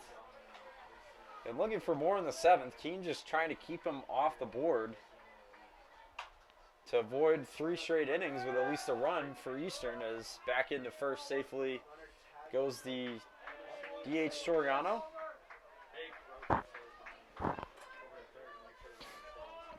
Balmer does have his set foot pretty high. Get as much power on his swing as he can. Really snap on the ball. Yeah, that one missed from Pilardi. Kind of, as he mentioned, kind of a weird stance. Not with his plant foot, but with his swing foot kind of at an angle. As he takes strike 2. Kind of has to, I don't know, I would imagine it would hurt a little bit. I remember there was a guy in the majors who used to do something like that. Remember Odubel Herrera? Yes. When he used to do that weird like foot thing. I don't know how he didn't hurt his leg. Here's the 1-2. That'll miss for ball 2. He had his back foot angled a little bit, and also his front foot was basically lined back towards right field, which I always found interesting, how players are always so have their own personal gimmicks to kind of hit in certain ways to get on the base pads. 2-2. That's in the air to left. Back on it goes Hudson at the track, at the wall. It's off the wall. Digging around and into third is Soriano. To second goes Balmer with a double, and he didn't miss his second of the day on the home run by too much. So Missed it by about a foot. Yeah. That one was around, if 385 there in deep left, it was about 384.8.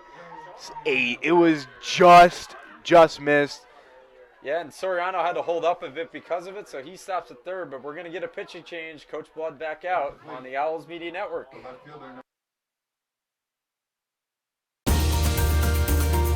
I believe sportsmanship is it's a mutual admiration and respect for your fellow competitors. We all go through a lot to reach the point where we compete against one another. It's important to realize that. So once we're finally on the field or on the court or on the starting block, we look at each other as fellow human beings and not just competitors. Being able to recognize the hard work that other athletes are putting in creates a more positive and inclusive environment. The road to national championships runs through NCAA.com. And whether you follow one college team or all of them, it's never been easier to get the content you want all in one place. With live broadcasts of multiple championships across all divisions, with exclusive access. This is your ticket to the NCAA tournament. And highlights for every single championship. Stay in the game all season long with NCAA.com, the home of college sports.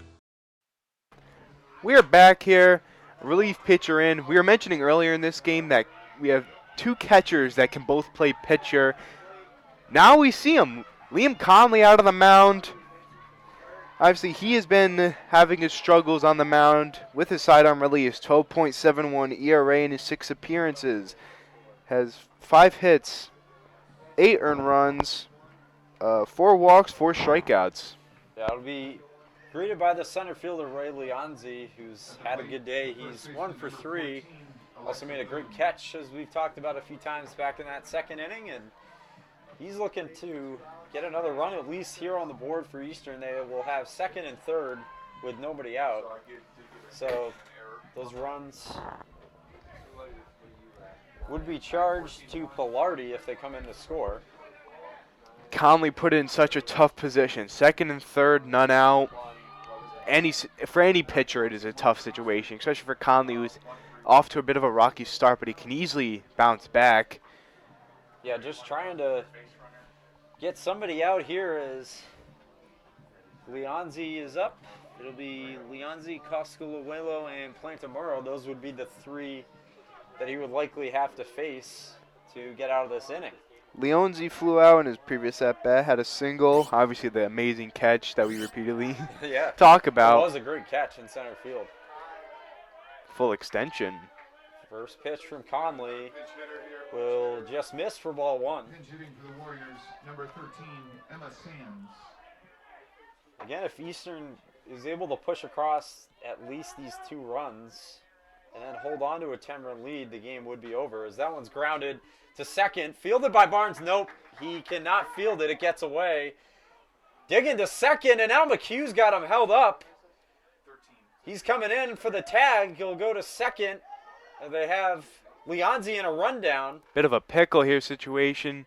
Beyond making sure the runner doesn't advance from third. He rounded second and then stumbled. They still have him in a rundown. The throw now to second is in time, and they do get him. That almost went awry for Keene State with the drop there at first, but they do gather in time. So Leonzi's out, but he has an RBI.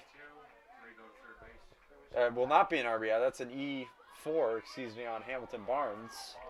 Allow the run to score, so it's now 9-0 with a man at third. And we'll get a pinch hitter. One of the more bizarre ways. No one ever saw that coming. Pickles are so rare in any type of baseball nowadays. Zader grounds one. Nicely picked by McHugh at short. He fires to first in time, and he looked the runner back. So a run will not score, and now it's runner on third with 2 out for Plantamuro, who's also had a good day. He's 1 for 2 at the plate and has made some great plays as well on defense at second. 1 for 2 had a walk in one of his earlier at-bats. Kind of really set it up for that whole big inning they had in the 5th to end up getting a lot of runners across the board. See, now he has another opportunity to. We keep mentioning no gloves. Yeah, Conley. I love it. Yeah, Conley fired in ball 1. We'll see if he can come right back here. Get out of it with just the 1 allowed. On the ground to third. Nice pick there by Chatfield. He fires in time to first. That's the inning. Chatfield looked away. No look. Picked it. What can't he do? No, exactly. Great play by Chatfield. We head to the bottom of the 7th. 9-0.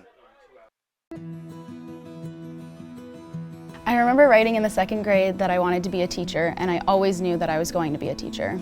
I started school a year early, and it created challenges for me because I wasn't able to pick up material as fast as the other students. Outside of school, my Jaju would quiz me on my math facts and read with me. It showed me that even though I had challenges in school, there were still people who wanted to help me. In high school, I knew I had to work harder than everyone else to get the same results, but I had teachers that would help me in subject areas outside of their own because they could relate to how I felt. The way these interactions with my Jaju and my teachers made me feel while I was learning is the inspiration for how I'd like my students to feel. I'm able to build relationships and be vulnerable with my students when they're struggling because I've been in their shoes and I know exactly how they feel. Being able to relate to them from my own experience has become a massive asset in becoming a teacher.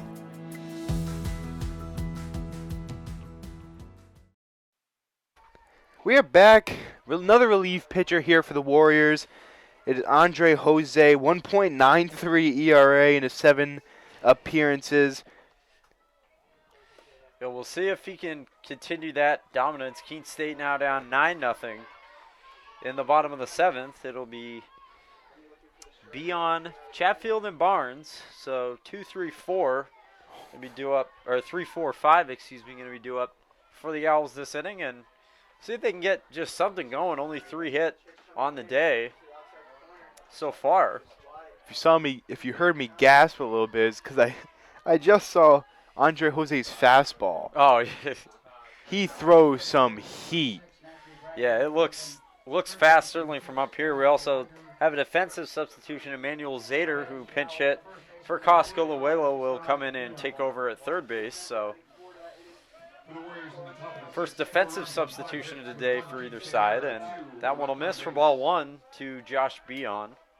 Beon 0 for 2. See if he can pick up his first knock of the day. He had a ground out and a fly out in his last at-bats. That's hit hard, foul, almost into the lacrosse field. It doesn't quite reach it, as men's lacrosse practice going on right now. Sun starting to peek through the clouds a bit here in the late afternoon, about just a little after 4:30, as that one will miss for ball 2. So keeps going back and forth from in the clouds and out of the clouds. Yeah, trying to make its way through. Does have good weather, though. Beautiful baseball weather. The 2-0. That'll miss, and Jose has fired 3 balls here to come in since coming in against Beyond. Chatfield is on deck. Beyond just trying to, set it up. Try and get another runner on the base pads for Chatfield. And he grounds one through the hole for a base hit. So 4th hit of the day, as you spoke it into existence, Anthony, as we talk about sometimes off the air here. Speaking things into existence. He did right there. That's a base hit for Josh Beyond. Now let's see if he can do it with a Chatfield home run, maybe. Chatfield did have that no-look pick play over to third. I can't tell if it was intentional or not, but it's styling either way, and I gotta respect it. That'll miss for ball 1. So Jose, for what it's worth, it's on 5 pitches, just 1 strike, and that was on the base hit for Beyond. Chatfield, just one of those electric players for the dugout, for the whole team. When we had him up for an interview, the whole team was happy for him. And he pops it up. Left side, Balmer is over. He'll make the catch for the... No, he dropped it, but they say it's on the transfer, so that's out number 1. And it did look like that was on the transfer. So Chatfield is out very quickly. Just 2 pitches, and now here's Hamilton Barnes. Hamilton Barnes, a fly out and a ground out in his previous at-bats. Speed, and more speed for Hamilton Barnes. Yeah. If he could get on with his first hit here, he's only had just his 3rd at-bat of the day in the 7th. Just shows how good this Eastern Connecticut pitching staff has been today. As well, they're first in pitching in the LEC for a reason. They have been almost unhittable in all aspects, clearly only allowing 3 runs in their last 4 games and getting 27 runs to answer that. And now that's on the ground to short. Donahue to second for 1, to first for 2. That's a double play to end the inning. Hamilton Barnes not happy with himself, but we head to the 8th. Still 9-0 on the Owls Media Network. Our campus can get pretty quiet during the summer when most students are home, but that doesn't mean it's completely empty. Students are working and learning here year-round. There's tour guides and student workers like me, and students are interning all over the Monadnock region. Many of our majors require hands-on learning, and our students are working as reporters, videographers, environmental advocates, and scientific researchers to gain experience. Here's a look at what's happening right here in our city this summer.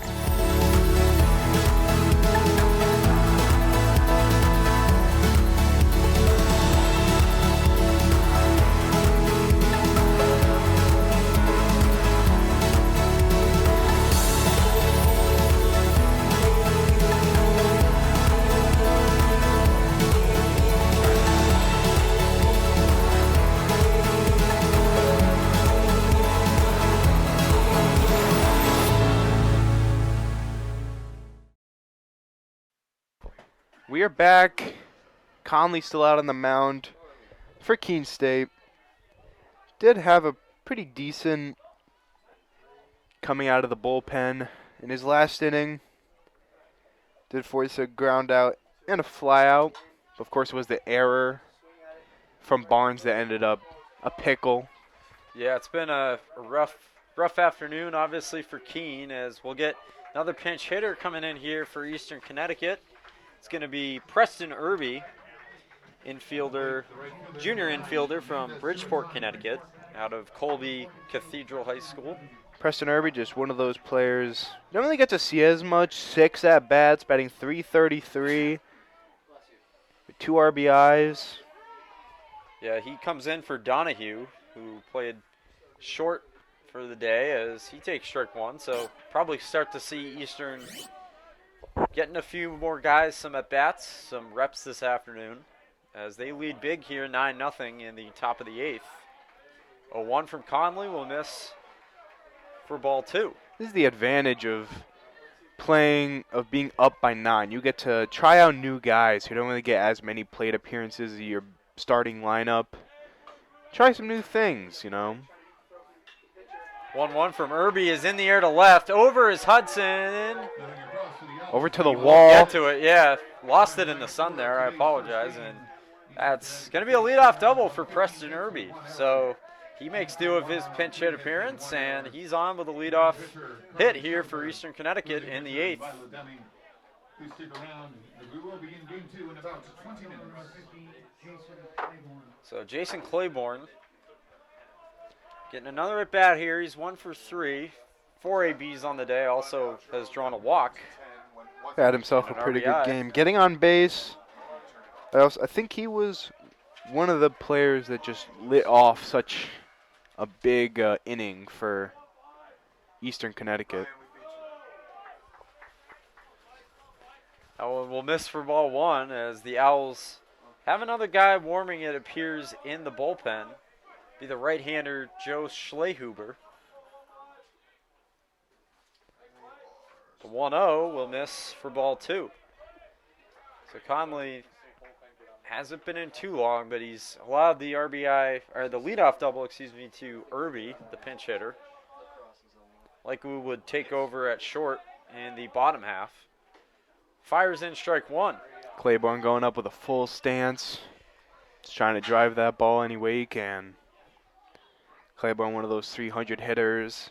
Another RBI spot for him, too, already here in the 8th. Looks at ball 3. Hasn't gotten much from Conley. His count runs to 3-1. Certainly a good hitter's count, though. We'll see if Conley fires in something here. Goes fastball. On the ground. Can't be picked by Chatfield. It gets past him. Irby will trot on into third. He'll stop there. Runners will be on the corners now with still nobody out here in the top of the 8th. Tough bounce there for Chatfield. Just went under his glove. We're going to get another pinch hitter, or a takeover here. This will be Matthew Bradbury, who will likely come in to catch, taking over from Malcolm. Bradbury in his 8 at-bats has yet to get a hit. This is one of those situations where you have an opportunity for your first hit to be an RBI. Infield playing in on the corners as he goes after the first pitch and misses for strike 1.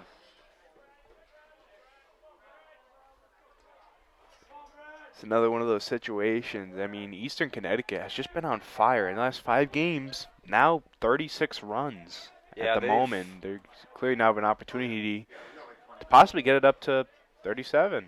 That one misses for ball 1. Yeah, just very, very hard offense to stop.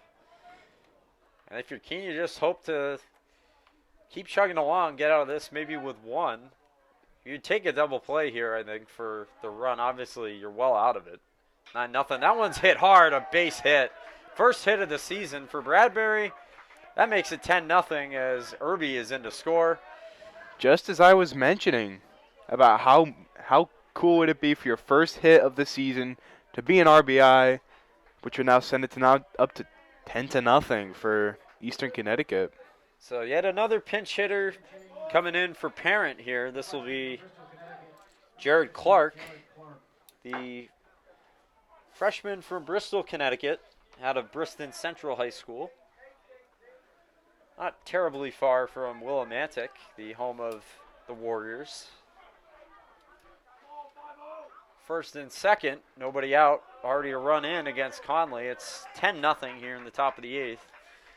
And again, if the Owls can't score a run in the bottom half, the game would end an inning early on a mercy rule. That one is in for strike 1 from Conley. Jared Clark batting .318 on the season in his 44 at-bats. Even their players off the bench hitting over 300. It's just something else for this East Con team. Yeah, they boast a lot of talent. The 1-1 in there for strike 2. And again, Joe Schlehuber warming now is taking a bit of a break, but was getting warm in the Owls' pen. The 1-2.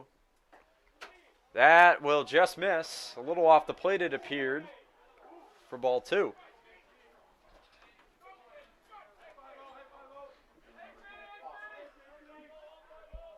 Two from Conley. That misses for ball 3, and the count has run full.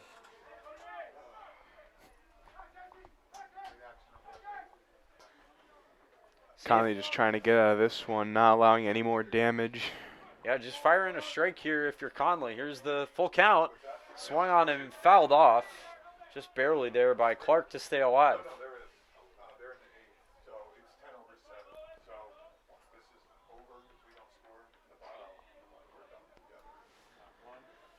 Chance still for more for Eastern Connecticut. 3-2.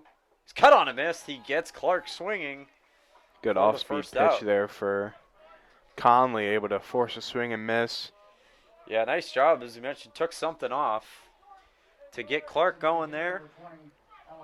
So here's Alejandro Soriano once again. It's been a really good day for him. He's 2 for 3 with a walk as well. And 2 RBIs. As that one's on the ground, through the hole again as Beon stumbles. Throw coming home. It's not going to be in time, and that will make it 11-0 Eastern Connecticut. As in to score is Claiborne. How amazing has Soriano been at the plate today? I mean, he has just been incredible. Finding patience, able to drive in runs. Yeah, down to third. Went Bradbury there, so out comes Justin Blood. He's going to make the change right now. As still a chance for more for Eastern Connecticut, 11-0 on the Owls Media Network.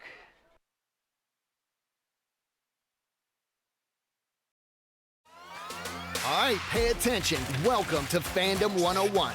We'll cover the tools of the trade from foam fingers in the wave to the super secret wave. How's that for a course description? Lesson 1, your game starts long before the opening whistle, so arrive prepared. 2, if something piques your interest, raise your hand.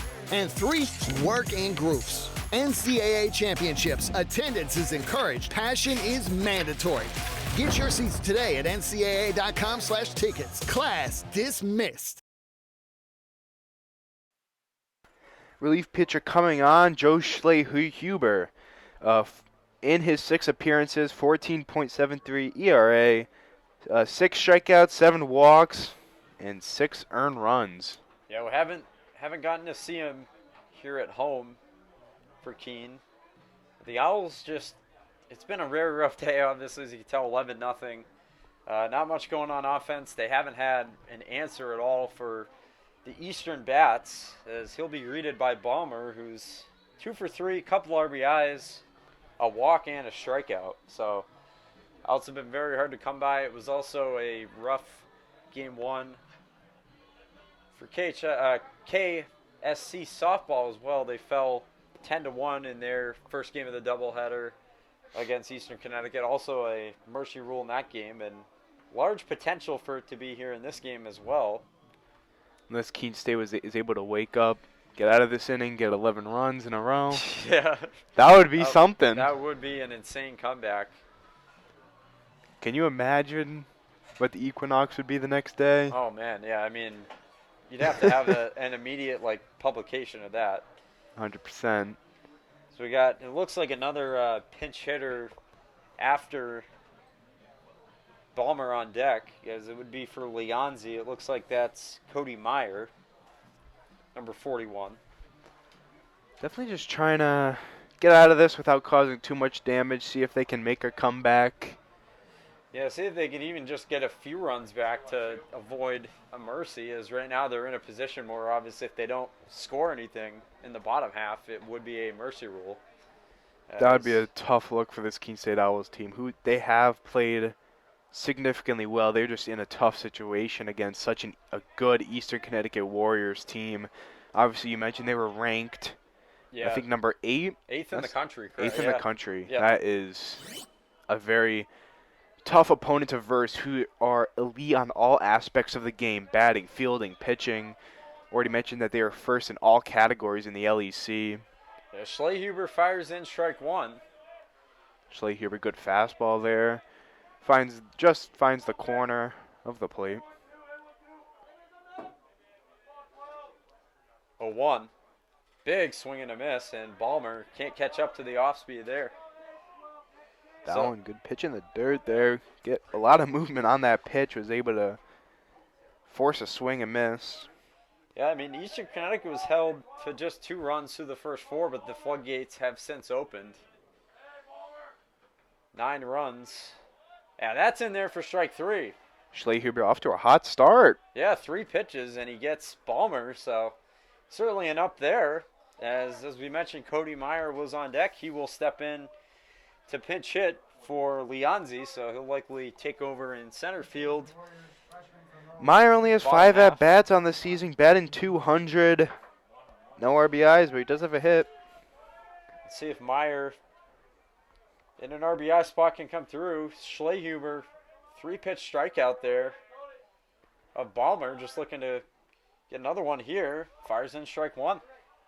We previously mentioned how one of the players, I believe it was Matthew Bradbury, had his first hit on the season, which drove in a run for Eastern Connecticut. Another opportunity for another one of their hitters, Cody Meyer, to drive in a run for his first RBI of the season. Schlehuber fires in strike 2. He's quickly ahead. 0-2 on another batter, so not a big sample size, but you got to love what you've seen in just 2 at-bats here pitching for Schlehuber. Here's the 0-2. That'll just miss for ball 1, but he's fired in a lot of strikes, and that's been something that the Owls have struggled with all afternoon. They struggled with a lot in that tumultuous 9th inning on Saturday of Game 2. That one just misses the outside corner. 1-2. Just misses the outside. He has plenty of control and plenty of command on these pitches. He's able to find corners, just not getting too lucky with the calls here. There's another 2-2 coming from Schlehuber. And that'll miss for ball 3, so maybe I spoke a little too soon. He's fired in 3 straight balls here, but it is still a full count. We'll see if he can get Meyer to end the inning. Owls would need 2 at least to keep the game, to get the game into the 9th inning to avoid a mercy rule. 3-2, foul back by Meyer to stay alive. They're really making us regret the statement we said with these games going by so so fast. I shouldn't have opened 4 my straight, mouth so really soon long with that. innings. Or 3 straight, my bad, but game still is under 2 hours at the moment. It is. Started about 3. Another 3-2. That's on the ground to Barnes. He tags second in time. Nice what play. a play by Barnes. Just used his momentum to grab it with his glove to end the inning. So we'll head to the bottom of the 8th. Owls looking to avoid a mercy rule, down 11-0.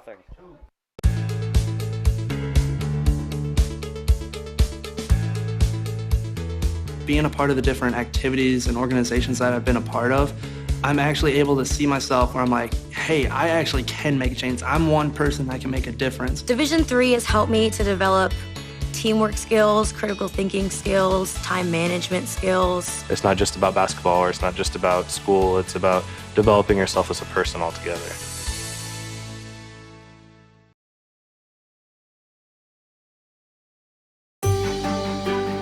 Comprehensive learning is being able to adapt to experiences and apply the things that I learned. Being an athlete and juggling academics helped me grow as a person, and things that I've learned, I was able to apply it in another field, putting them into everyday life. Developing comprehensive learning helped me prioritize certain things to make sure I get to where I want to be. All right, we are back. Tim Pfaffenbicker is now on the mound for the Warriors, having a 12.46 ERA in his 5 appearances, 5 strikeouts, 4 walks, 6 earned runs in his 4.1 innings pitched. Yeah, it would be against Verano, Hudson, and Cali. So 6, 7, and 8 could be the last hitters to bat here today for Keene State. We shall see. Verano having one of those few hits for Keene State so far in this game. Maybe trying to light a comeback of the century here versus Eastern Connecticut. As Pfaffenbickler just trying to get in. Preston Irby as well is in at second base. Keene State battling a mercy rule right now. Jared Clark will take over at first. As Zader also in at third. That was last inning. They made that change. Keene State's going to need at least 2 runs here to try and just avoid get it to the it. ninth. Yeah. Make this a complete game. Otherwise, this would end in a mercy rule. But the East Con is just the only word you can really think of is dominant. They have seemingly been unhittable. They have played amazing offensively. They've prospered off Keene State's mistakes. Yeah, they've done everything they have to and then some today as Verano stands in. They would go to 9-1, obviously, with a win. And we'll see, ranking-wise, if they would maybe move up in the next poll. Zayler at third having a little bit of a conversation. Go to 24-5 overall as well. Eastern Connecticut would. With Pfaffenbickler away. before the inning, just try to give him some words of encouragement, see if he can end this mercy rule. Yeah, Verano on deck. Verano at the plate, took ball 1. Hudson on deck. And that's in for strike 1. As well, Bradbury took over last inning behind the plate for Malcolm. If you're Verano right now, your approach at the plate is just try and get on base as much as you can. Just try to stay, in that rhythm that you were in coming into this game. Don't let that score affect you too much. It's obviously a team game, but if you can have a good day personally, you'll certainly take that. Here's the 2-1. That'll miss high for ball 3. So the count runs to 3-1. Now, if the Owls were to get a run here and nothing more, that would still end the game as it would still remain a 10-run deficit. So the 3-1 will miss for ball 4. So Pfaffenbickler walks his first man.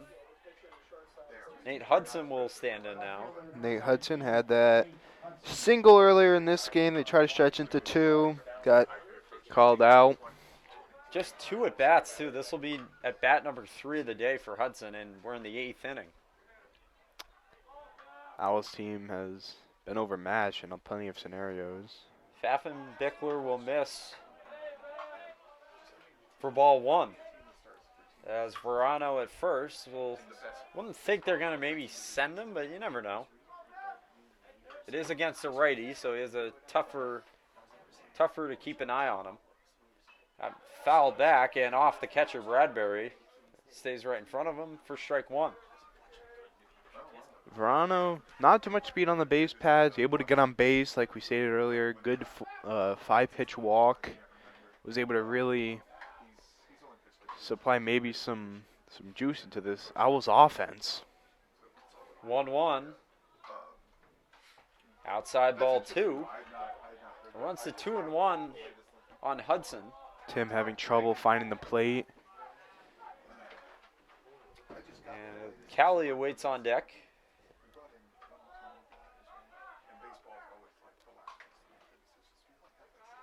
(2-1) from Pfaffenbickler. Outside ball 3, so he's in danger of walking the first 2 men. Verano led off with ball 4. And with Callie up, next, he would have a pretty good scenario where possibly drive in 2 runs to avoid a mercy rule. 3-1. Up and in, ball 4. So he has indeed walked the first 2 men he's faced. I'll get it to Evan Callie here with nobody out in the bottom of the 8th. I was just trying to mount a little bit of something here. Don't expect to get close back into this game, but I'm sorry. Just get on the board and certainly could avoid the mercy rule with a couple of runs here. You already have the men on to do it if you can drive them in. First pitch from Pfaffenbichler misses for ball one, so he's had his issues throwing strikes. Seen that all day from Keene, but first time in a while we're seeing it from Eastern. Little visit from one of the coaches, just try and talk some game plan with them. Give them a little bit of a break, trying to avoid another ball added to the count. Yeah, just trying to get out of it here with minimal damage. Obviously, still an big lead, 11-0, but don't let the Owls get back into it too much. So it'll be a 1-0 incoming in a second here to Cali. McHugh on deck. First and second, nobody out, but the Owls down 11-0 in the bottom of the eighth. 1-0 from Pfaffenbichler on the ground to second. Second for one to first for two. That is a double play, and the second one that the Owls have grounded into this afternoon. The other being from Barnes. Now Cali's Just up like to the that. play with the situation of possibly driving a run, making it the first run of the game, which would be huge. Yeah, that's a 4-6-3.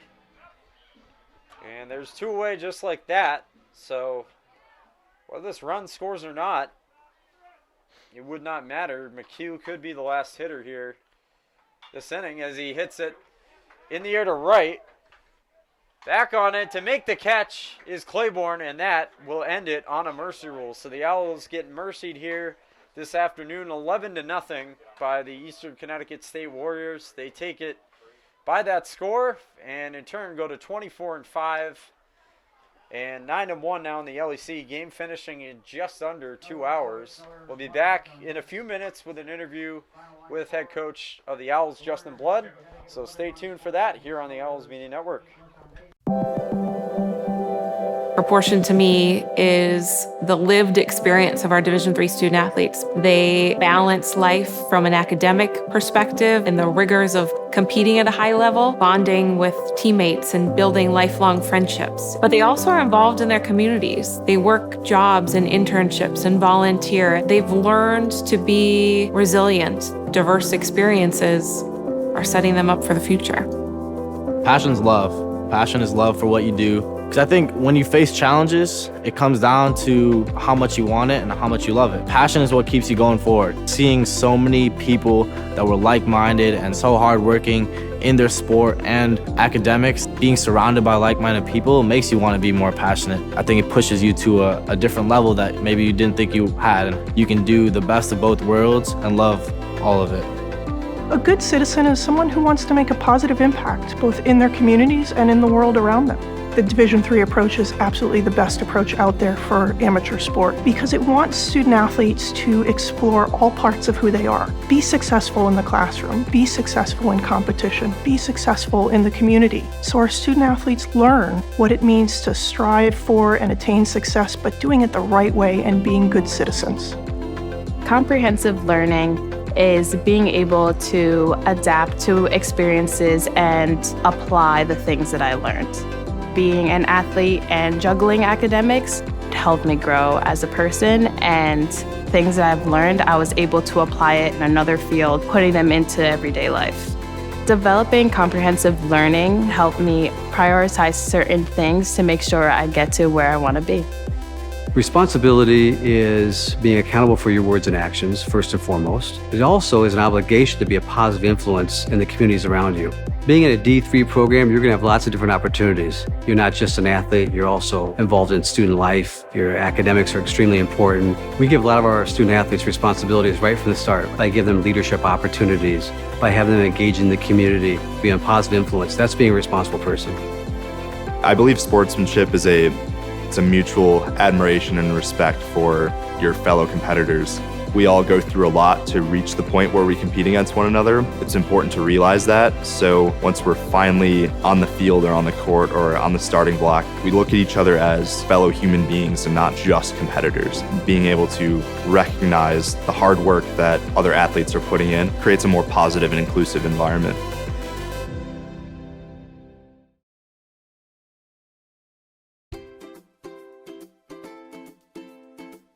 Favorite class at Keene State? I'd have to say my Holocaust and Genocide Studies class has to be my favorite class out of any of them.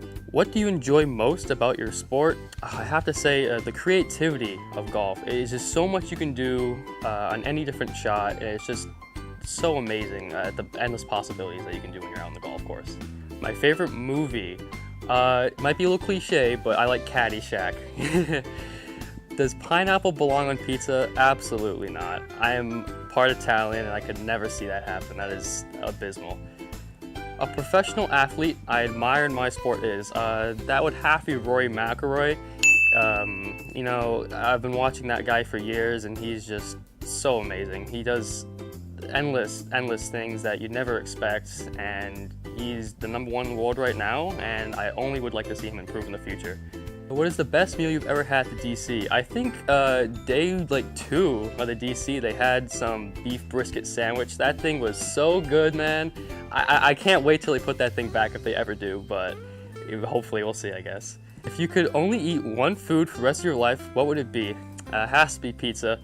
It has so much endless possibilities you can do. You could put so many different toppings on it. It's healthy, could not be healthy, but you know, you get everything in it. It's perfect. Who on the team spends the most time on TikTok? That one I couldn't tell you. It's definitely not me.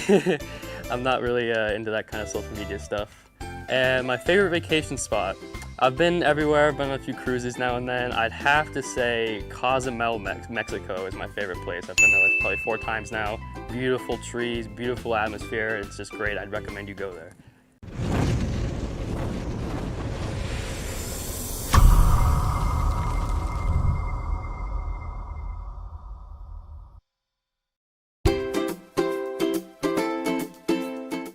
If you could only eat one food for the rest of your life, what would it be?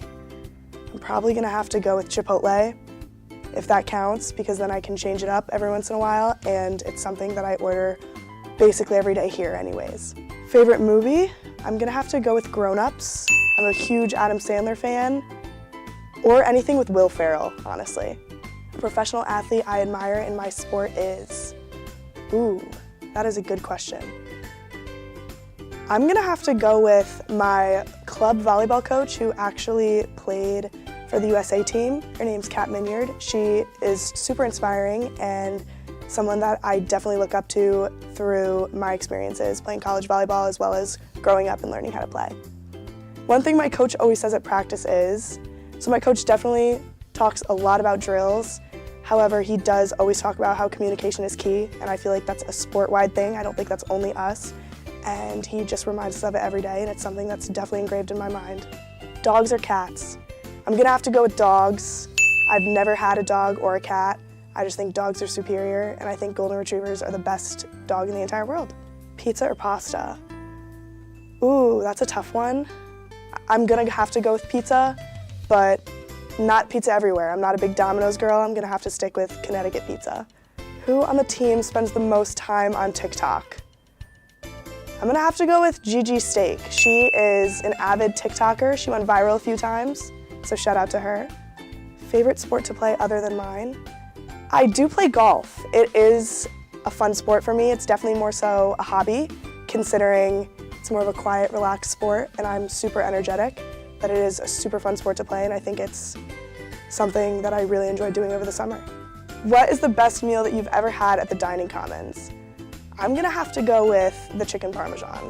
I think every time that they do it, it never fails. Favorite vacation spot? I've been to Florida many, many times. However, I think that my favorite vacation spot would have to be San Diego, California. I always enjoy going there. There's so much to do, and I really just enjoy any beaches and bodies of water.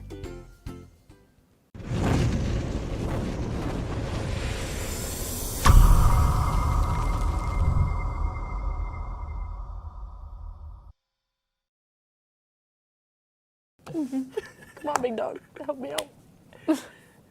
Yeah, I don't really know.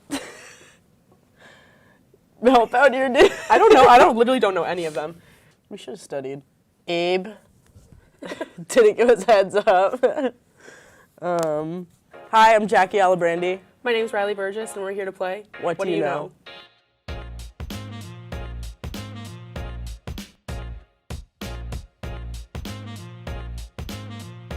The Sparks, the Lynx, Mercury. You want to help out here, big dog? I haven't watched it. Come on, big dog, help me out. Liberty. Keep going. Yeah, I don't really know. Help out here, dude. I don't know. I literally don't know any of them. Honestly, that might be the best we got.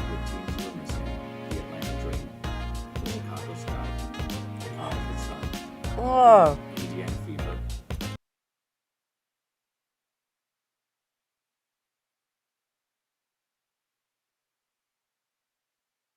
Back here on the Owls Media Network with Keene State head coach Justin Blood. Tough loss today, 11-0 at the hands of Eastern Connecticut in a Mercy Rule game as well.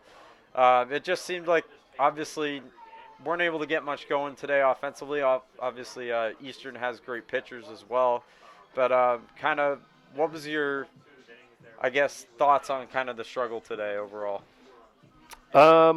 It was very disappointing that there was not a lot of life, not a lot of energy. You know, you're playing a conference foe and a top 10 team in the country, you know, depending on polls, and there just didn't seem to be any fight. So, you know, I questioned our competitiveness and, you know, I know we've had a string of some tough games and, you know, things haven't necessarily gone our way in the last week, but you certainly can't feel sorry for yourself and mopey and pouty, and you got a team that's 22-6, I believe, coming in here tomorrow, so it's not going to get any easier. So you can't hope for things to change. You need to make change your own stars. If you can figure out what movie that's from, I'll give you a tip. Yeah, it's disappointing for sure. We didn't compete well at all today. Yeah, so obviously you guys seem to have, what we noticed I think up here is you seem to have troubles lately at least with getting kind of the final out of innings. So noticed that on Saturday in that big ninth inning, you had trouble getting the last 2 outs. But today it was kind of getting just the last out of I think like the 6th or 7th inning where the inning kind of just continued on. How do you guys try to kind of stay grounded in those moments, basically, and just realizing, you know, it's sometimes we just have to pitch to contact and get that last out? Well, I think we've done a decent job pitching to contact this year in general, but what we really, to get out of those type of innings, what you're referencing, you need to be able to punch people out. You need to be able to get a strikeout. And I just talked about, you know, our inability to have confidence enough to go on the inner half. You know, if we have guys that don't throw extremely hard, we need to still throw on the inner half to guys to make the plate feel wide. You know, feel like they have to cover a big zone. And if you only throw to the outer third, you know, it's tough to put guys away because they're just kind of setting their swing for one area, one zone, and we have to be better at finishing on the inner half with fastballs and with breaking balls down and out of the zone, getting chases and swings and misses. I noticed kind of in the pregame today you made a couple of switches, at least to the usual lineup. Obviously you don't have always the same lineup every day, but what was kind of your thought maybe moving Brendan up from number 5 to number 2 today and mixing around the lineup a bit more? Yeah, we actually we have a program that we're using this year for the first time that is kind of like an analytics team for small colleges, and so they have a program where you can put your lineup and their stats and everything into it, and they'll spit out a simulated lineup that they think might be the best option for you. So I'm going to call for a refund. Interesting, yeah. No, I just figured we would give it a shot today. That was the lineup that it spit out, and you know, I think Brendan. The thought I would assume the thought is that Brendan and Josh have good OBPs and try to get them, you know, on base prior to Chatfield coming up, but you know, not one of them. None of them really had a spectacular day. So you it doesn't really matter which order they were in probably today anyway. But yeah, who knows? We may roll it out again tomorrow, or we may go back to more of what we've been using.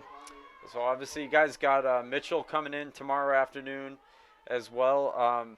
I believe you've been undefeated this year against non-conference opponents, at least here at the Owl Athletic Complex. So how do you continue that tomorrow and kind of get this team back on track? We're going to have to play well. We're going to have to compete a lot better than we did today. We'll have Brendan Muse on the mound tomorrow. He's hoping to get back on track. He's scuffled a little bit in some of his starts the last few weeks, but he certainly is capable of having a great outing. And then we kind of used this game once it was a little out of hand to get some guys some opportunities. I thought Joe Schlehuber threw well at the end. I actually thought Jack Lang had a good start today too. Limited their base runners and got some weak contact. But we'll have Zena and Callie and the Brennans and some other guys in the bullpen tomorrow that hopefully we can follow up behind Muse and have some more competitive at bats and try to get a win against a good team. All right, well, good luck in that one tomorrow. The Owls dropping to 13-16 overall, 3-5 in the LEC today. But thank you, as always, for coming on, Coach Blood. And we'll see you tomorrow. All right, thank you. Thank See you.